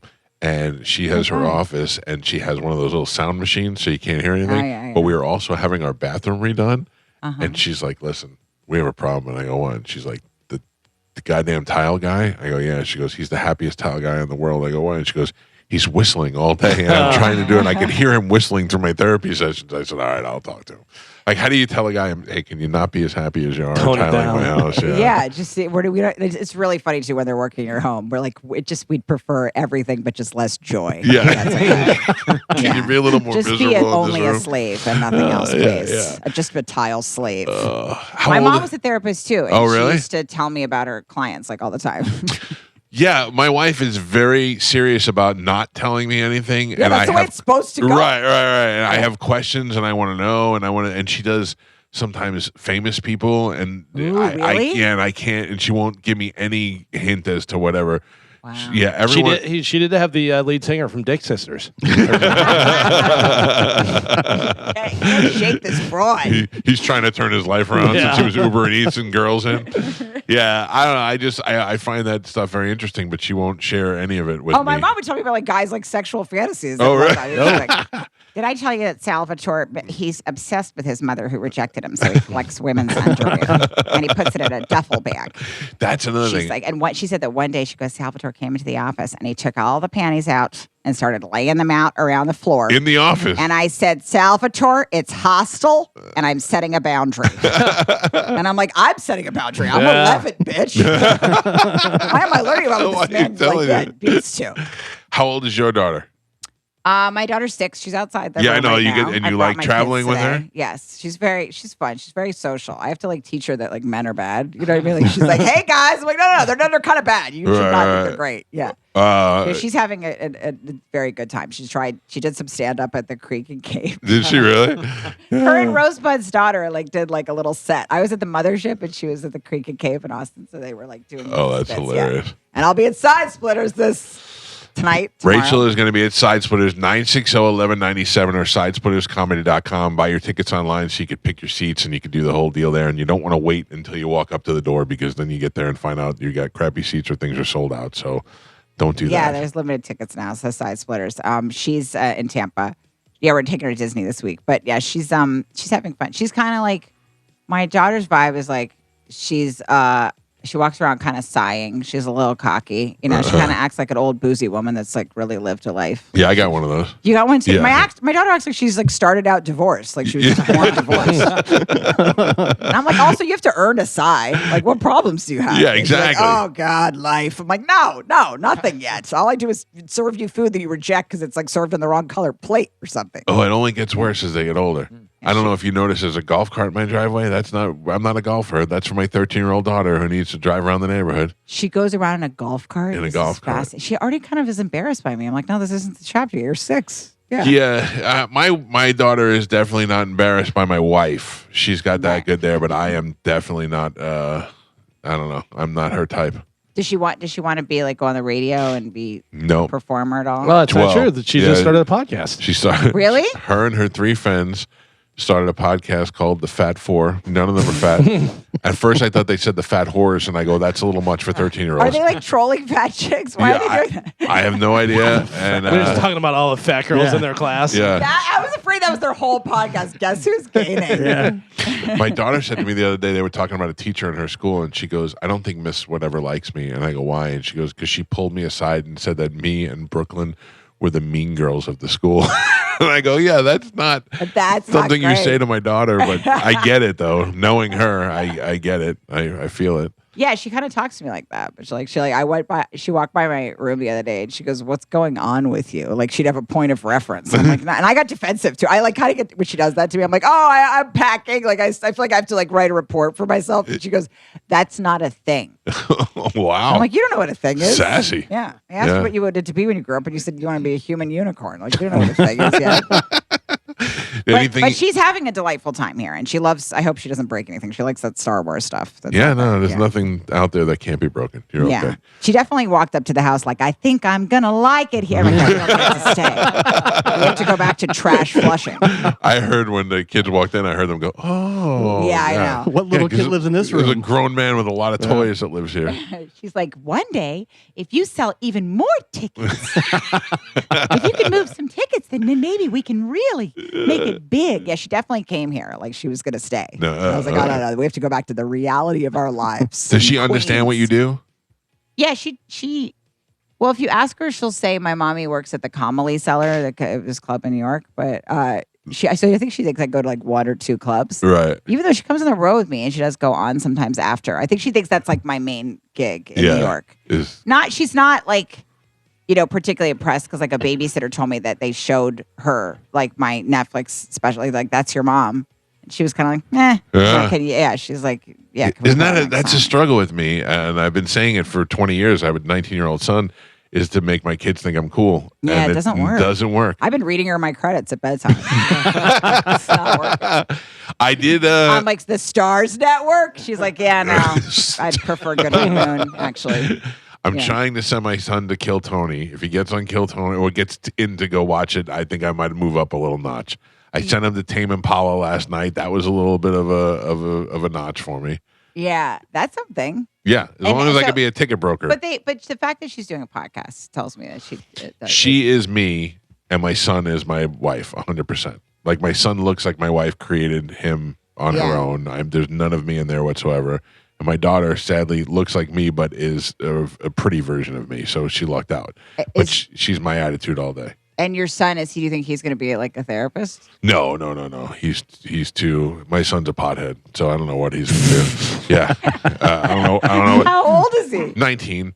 he works and he does all that stuff, but I just know that he hasn't quite figured it out yet. I cannot understand. I know I'm gonna get shit. Nope, that's all right. You can't say it, but that's okay. Johnny, dump it. Got it. Yeah. Okay, you got it. Okay, I love you, Johnny. Thank you. Thanks, Poppy. I know you can't. I don't understand pot because for me, it just like erases it. Like it just creates every quality I've been trying to erase my entire life. Yeah, like I'm like paranoia. It's not a Jewish drug. Yeah, I'm trying to. Yeah, when I drink, I do it to get rid of all those thoughts. Right. Yeah. Right. And everybody's always like, you got to try the right strain. Every strain's left me under a table. Just afraid everyone's mad at me. Yeah. I only take gummies before I go to bed because they help me get into a deep, deep sleep. But they also give me that major pothead hunger. So at some point at around 1 o'clock in the morning, you'll see me in my underwear, shirtless, eating out of the refrigerator. That is the only downside to it for me. My son, that's how he functions. He needs to be chill all the time. So. Yeah, no, some people need the edge off. That's how my husband is, because when he'd have a drink, he'd just go running to the woods screaming about the Fed. Yeah. He would literally just get drunk and run into the woods, like, just screaming like a wolf about like Janet Yellen or something. It's exhausting.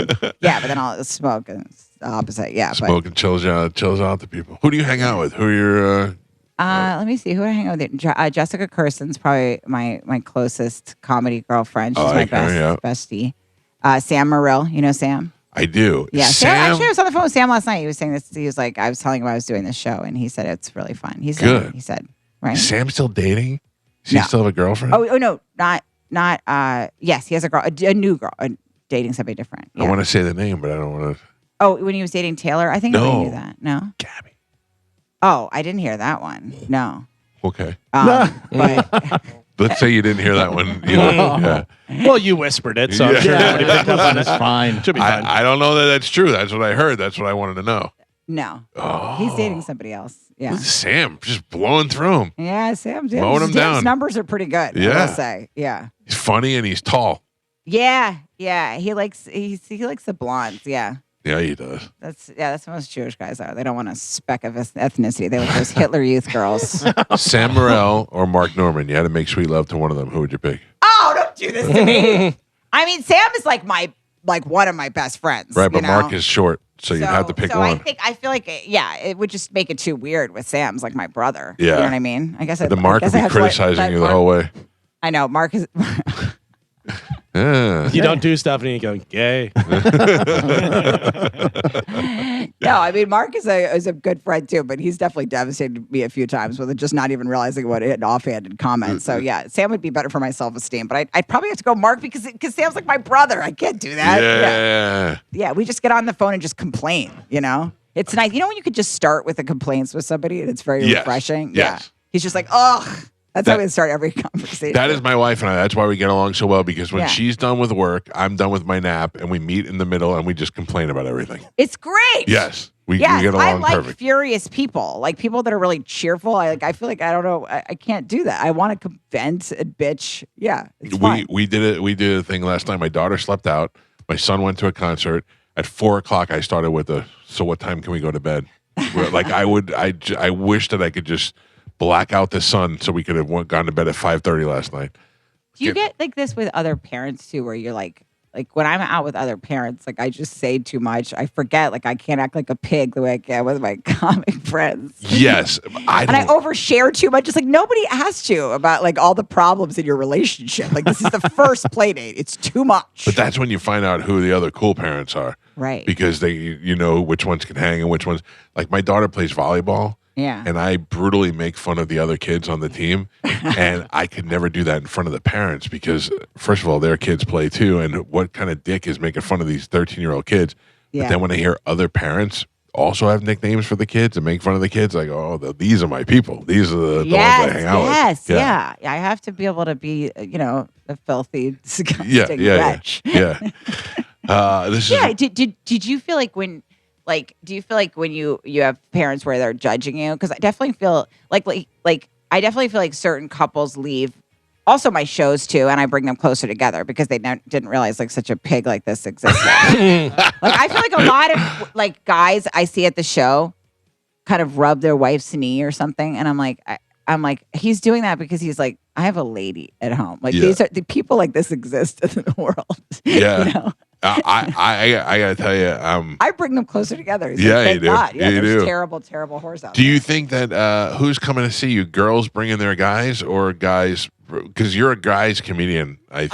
I don't know why, because a lot of my closest friends are usually women, but yeah, but besides- you're in the hang with all the top Comedy Cellar guys. Like you would most not. of my fan base is like skews a little more male. I think it's because I joke a lot about firefighters and all that kind of stuff. So I've got a lot of like nurses, firefighter families, like that kind of. Well, because the nurses are all married to the firefighters. Yeah. So I got a lot of that crowd that now. But I need the ladies. Come on, guys. Yeah. But I think also because I talk a lot of trash about firemen, and they like it. They like to be and obviously, we're the real heroes, the comedians. No, but they can take it. You know what I mean? But I also feel like sometimes I'm like, oh, I need more ladies. Yeah. Yeah. You And the gays, hey, please come on over. Who doesn't love the gays? Yeah. Yeah. They're a goddamn great time, aren't they? Anytime I do a show with Bobby here in Tampa, there's always this this gay couple that comes and sits right in the front row every time, and at least it's something you always got them to go to at some point during the show. Especially the men. Yeah. They just keep it loose. Yeah.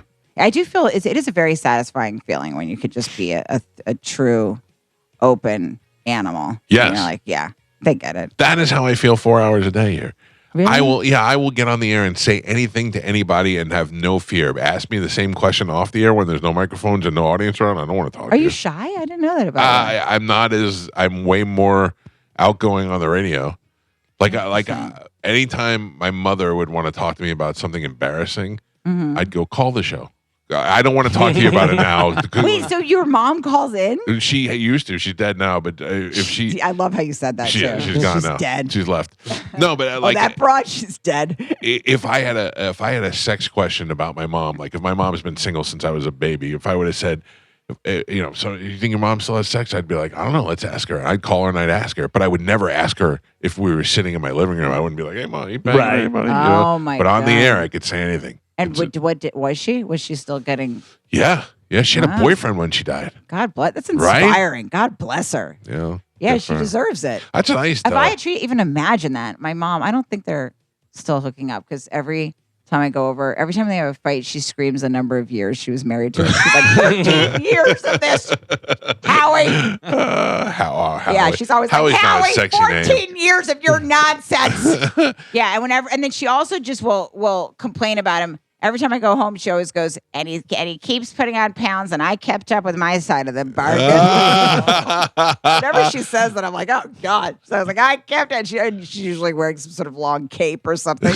Yeah. And I'm She's like, married you to a- do wear the clothes that, you wear when you want a man to cheat on you. Just don't toss on that turquoise. She's married to a fat Howie. Yeah. Oh, that's not good. I kept up with my side of the bargain. See, that's me and my wife. I kept up on my side of the bargain. I was fat when we got married, so That she, is. Yeah, you she can say can't. the same She can't before I get got fat here. because she's always been sexy. So if she gets fat, she ruined her side of the bargain. Also, I feel like it's always better to be fat than skinny, right? Too skinny is like kind of a bummer. I don't know. I agree with you. Especially for men. Well, for men, also, Wholeheartedly. nobody wants like A little guy. what is it, like a tiny little slender ballerina man? No, you got to be. Sorry, No offense. Right, all right. This you little. don't. Oh, you're not really that skinny. He's wearing his girlfriend's He's tiny. pants. He Yeah. Oh, takes he that is? jacket off, he Yeah. disappears. Oh, That's okay. very true. Very petite. Yeah. Yeah. Does he pull a lot of numbers from this show? You do well. No, I'm So don't you? actually with a. But you've done well in I the have done past. well, yeah. Yeah, let's give yourself credit for Yeah. your. Yeah, I feel like a lot of guys probably look back. You know what I think with comics, like I think a lot of comics are insecure because no matter how much they get laid, they're still thinking about that one chapter in their life that wasn't full. Like Yeah. that high school. They always want to go back and recollect that. Yes. After the late show. Yeah, and I think guys, when you settle down, tell me if I'm right. By the way, I'm just babbling. No. This is good. Yeah, I feel like guys, when you do settle down, you need to know if you didn't hook up with a certain amount of people. You need to know you could have. Is that true? No. Or you I don't want to go know. back and get. If I Hypothetically. start thinking about what I could have done, Yeah. that would drive me insane. Oh, I don't need to. I don't ever want to know. We did a thing on the show one time. If you could find out all the people that were interested in you that you didn't know about, would you want to know? Yes, because that's the whole thing for me is like you want to know for your own ego. I just want to know that they like. Oh, see, that's a girl thing. You want to know for your ego. We're like, wait all I care about is that I'm like sexually relevant. Then I just want to go take a nap and like do some feeding in bed. Yeah, yeah. How long you been married? Since 2018. Yeah. So that's still relatively young. At this point in our marriage, I think he just sees me as like a woman who takes his charger out of the wall and brings it to another location. That's the extent of the romance left. Yeah. He's always mad at me about some like house infraction or something. Yeah. Yeah. Do you now that you got kids? I know when it comes to sex, it just becomes like I always tell these guys every night I do the same thing on my wife. I put my CPAP mask on and I turn over and I go, "You want to do it?" Just give her one last option before I fall asleep. Make sure she's like, she always politely declines. I'm good, thank you. Not always, but for the most part. Yeah, no. Yeah. She's between us like every night. Yeah. Oh yeah, but see, that was the other problem we had. She gets in bed with us every night. Yeah. And you love that so much that you're it's like, so this sweet. is I can't better than so cute. I know it's too much. It's just funny when your kid just rounds a corner and walks into your room. It's just I'm like, I can't believe I made this person that's just walking, doing errands around my house. Yeah. You know, she's 6, so it's still that age where I'm like, how did I do this? I know it's pretty. I have my daughter fooled. The one thing that I have left, she's 13 now, but the one thing that I have left over her is when she was a baby. I told her the only way that if I'm sleeping, she'd try to wake me up, but I don't wake up. She'd have to kiss me to wake me up. Mm-hmm. So that's the only way. Now she's still 13 years old. I'll be sleeping in the room and she'll come in the room and she'll know the only way that I'll wake up is if she kisses me on the head or something like that. Like she still doesn't know that that's not real. No. That's the last thing that I have left with her. One day she's just going to punch me in the nuts and go, "Wake up, stupid." And it'll all be over. My daughter does that too. Sometimes she like softly face rakes me to get me up. Yeah. And then That's she adorable. whispers in my ear, "You were always deserved love. Your father was just flawed as a man." She's like, "It's She's not way that he ahead of her didn't love years. you. The reason he didn't, only said I love you at the Baseball Hall of Fame was just because emotions are tougher. He loved Cal Ripken." Oh man. But no, she's very, she's completely, we can't. Yeah, there's no hooking up because she gets in our bed every night. Forget it's not happening. Yeah, I don't think. You trade it off. You have to at this age. It's so cute, Right. And it's not going to last forever. So do you and your wife still like talk it and process everything? You guys seem like you have a lovely relationship. we get along very well. She seems cool. She is super cool, and Bobby we still told me too. like each She's other. beautiful too. Yeah, I got very lucky. And How did you pick her up? What did you do? How'd you do it? I tried to hit on her at a nightclub of all places where she was too young to be in. She was 17 years old or 18. I'm sorry, she was 18 years old. She was in a nightclub that I was working at for the radio station, and I had a sure thing stripper. I had a Mons Venus stripper from one of the strip clubs here in Tampa. That was all at my ass. What was that word you just said? Mons Venus. Is that like a strip club here? That's the name of the strip club. Oh, okay, cool. I thought that was like a brand of like no, a style of stripper that's the name of the strip club. Okay. And this girl was up my ass. She was locked in. But then I met my wife, and I was all over her. And then the Mons Venus girl got mad and left me because I was not paying her any attention. Yeah. And my wife told me I had a boyfriend. So I got double strikeouts. So I gave her my number and told her to call me when you break up with your boyfriend. And she called me a year later. Oh my God, All right. that's so romantic. Is it? So now, oh wow, okay. So yeah, so what did he just say? no, No, just no reminded. Jewish? He was saying no Jewish. No, just tell me how much time we had left. We got to take a break. Yeah. No. So yeah, so we've been together ever since. It's been like we've been married for 23 years. Yeah, she's gorgeous. That's pretty cool. Yeah. My She's- daughter's gonna move in here too. That's fine.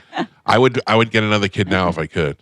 Are I you know done? it's so fun this age. I think so. Yeah, because of our jobs. You know what I mean? Like it's just because he's at the firehouse and I'm bringing her on the road everywhere. So Yeah. it's just too tricky. I think too. I couldn't really figure out how to do it. Like she, even like she wanted a dog. We got her a fish. Like that's That's close. Yeah, I mean, no, that's devastating. If you want a dog, give her a fish. This Yeah. fish is a pointless animal. Yeah. But I can't.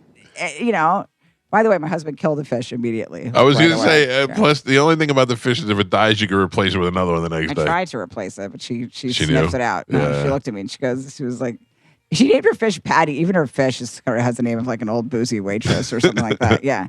She just looked at me like she could tell. I tried to replace them all. Yeah. My husband like just went to the firehouse and just texted me, beta dropped, like it was like an album or something. But I tried to switch him out, but she could tell. Yeah, she's like, this is not the same bitch. You catfished me. You fish catfish. But I want another kid, really. I mean, like, I love kids. That was the only job that I was able to keep, was being a nanny, even though I lost the keys every day. But when I see kids, I want, like, when people ask, I was asking somebody to see pics of their kids, and my friend was like, you don't really want to see pics of it. I'm like, no, I really do. Yeah. I want to see pics of all the little kids. Yeah. I can't. I got to go around the country. It'd be disgusting. That's Side Splitters. I was going to say, you can see Rachel be disgusting at Side Splitters. Very funny comedian.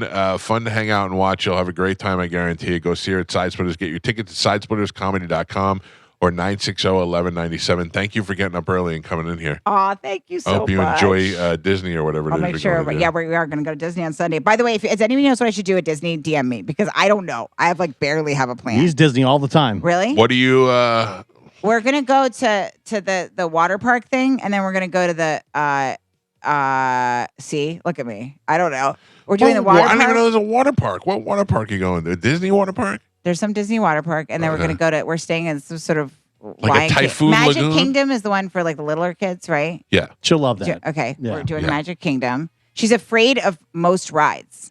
So Me too. Yeah. Yeah. I don't go on any rides She except doesn't like them. So what do I do? Do you have any Disney just tips? stay off of Space Mountain. The rest of them are fine for the kids. Really? I'm the hugest pussy when it comes to riding roller coasters. Me too. And all It that terrifies stuff. me. But the rest of the Disney rides are fine. The Space Mountain's the only real roller coaster there.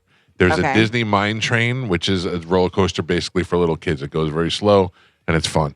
Oh, cute. Yeah, but it's is there like a little train that shows you around? Because we didn't Yes. get into the princess suite soon enough. Like, I don't know, it was backed up with the princess suite. There's this princess thing where they put makeup on you. Yeah, we did that. And that's what she wanted to do, but there was no room in Trust July. me, we waited for that. months for that. Yeah. Yeah. So is there like something, is there like a place that I'm going to see Elsa? Like, how do I get Yes. Elsa? How do I get So, Elsa time in?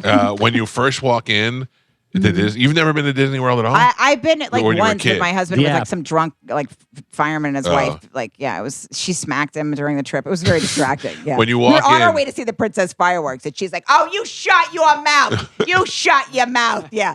So it was like a lot of drama going on. Oh, But I Jesus. didn't really see the park. We were at what is it? Epcot. Epcot. Yeah. Sorry. Go When ahead. you walk in Disney, there's a little welcome thing in there, and they'll tell you where everybody is. You can go find out where all the princesses are going to be, what time, and how you can go see them. All right, DM me, you guys. I need more tips than that. Yeah. He's like, see the front desk, bitch. You want to know the truth? Is what you need is a guide. You shut your microphone off. You're in your the little button on the top. You shut it off. Show her, Joe. The woman, There I you can't go. do this.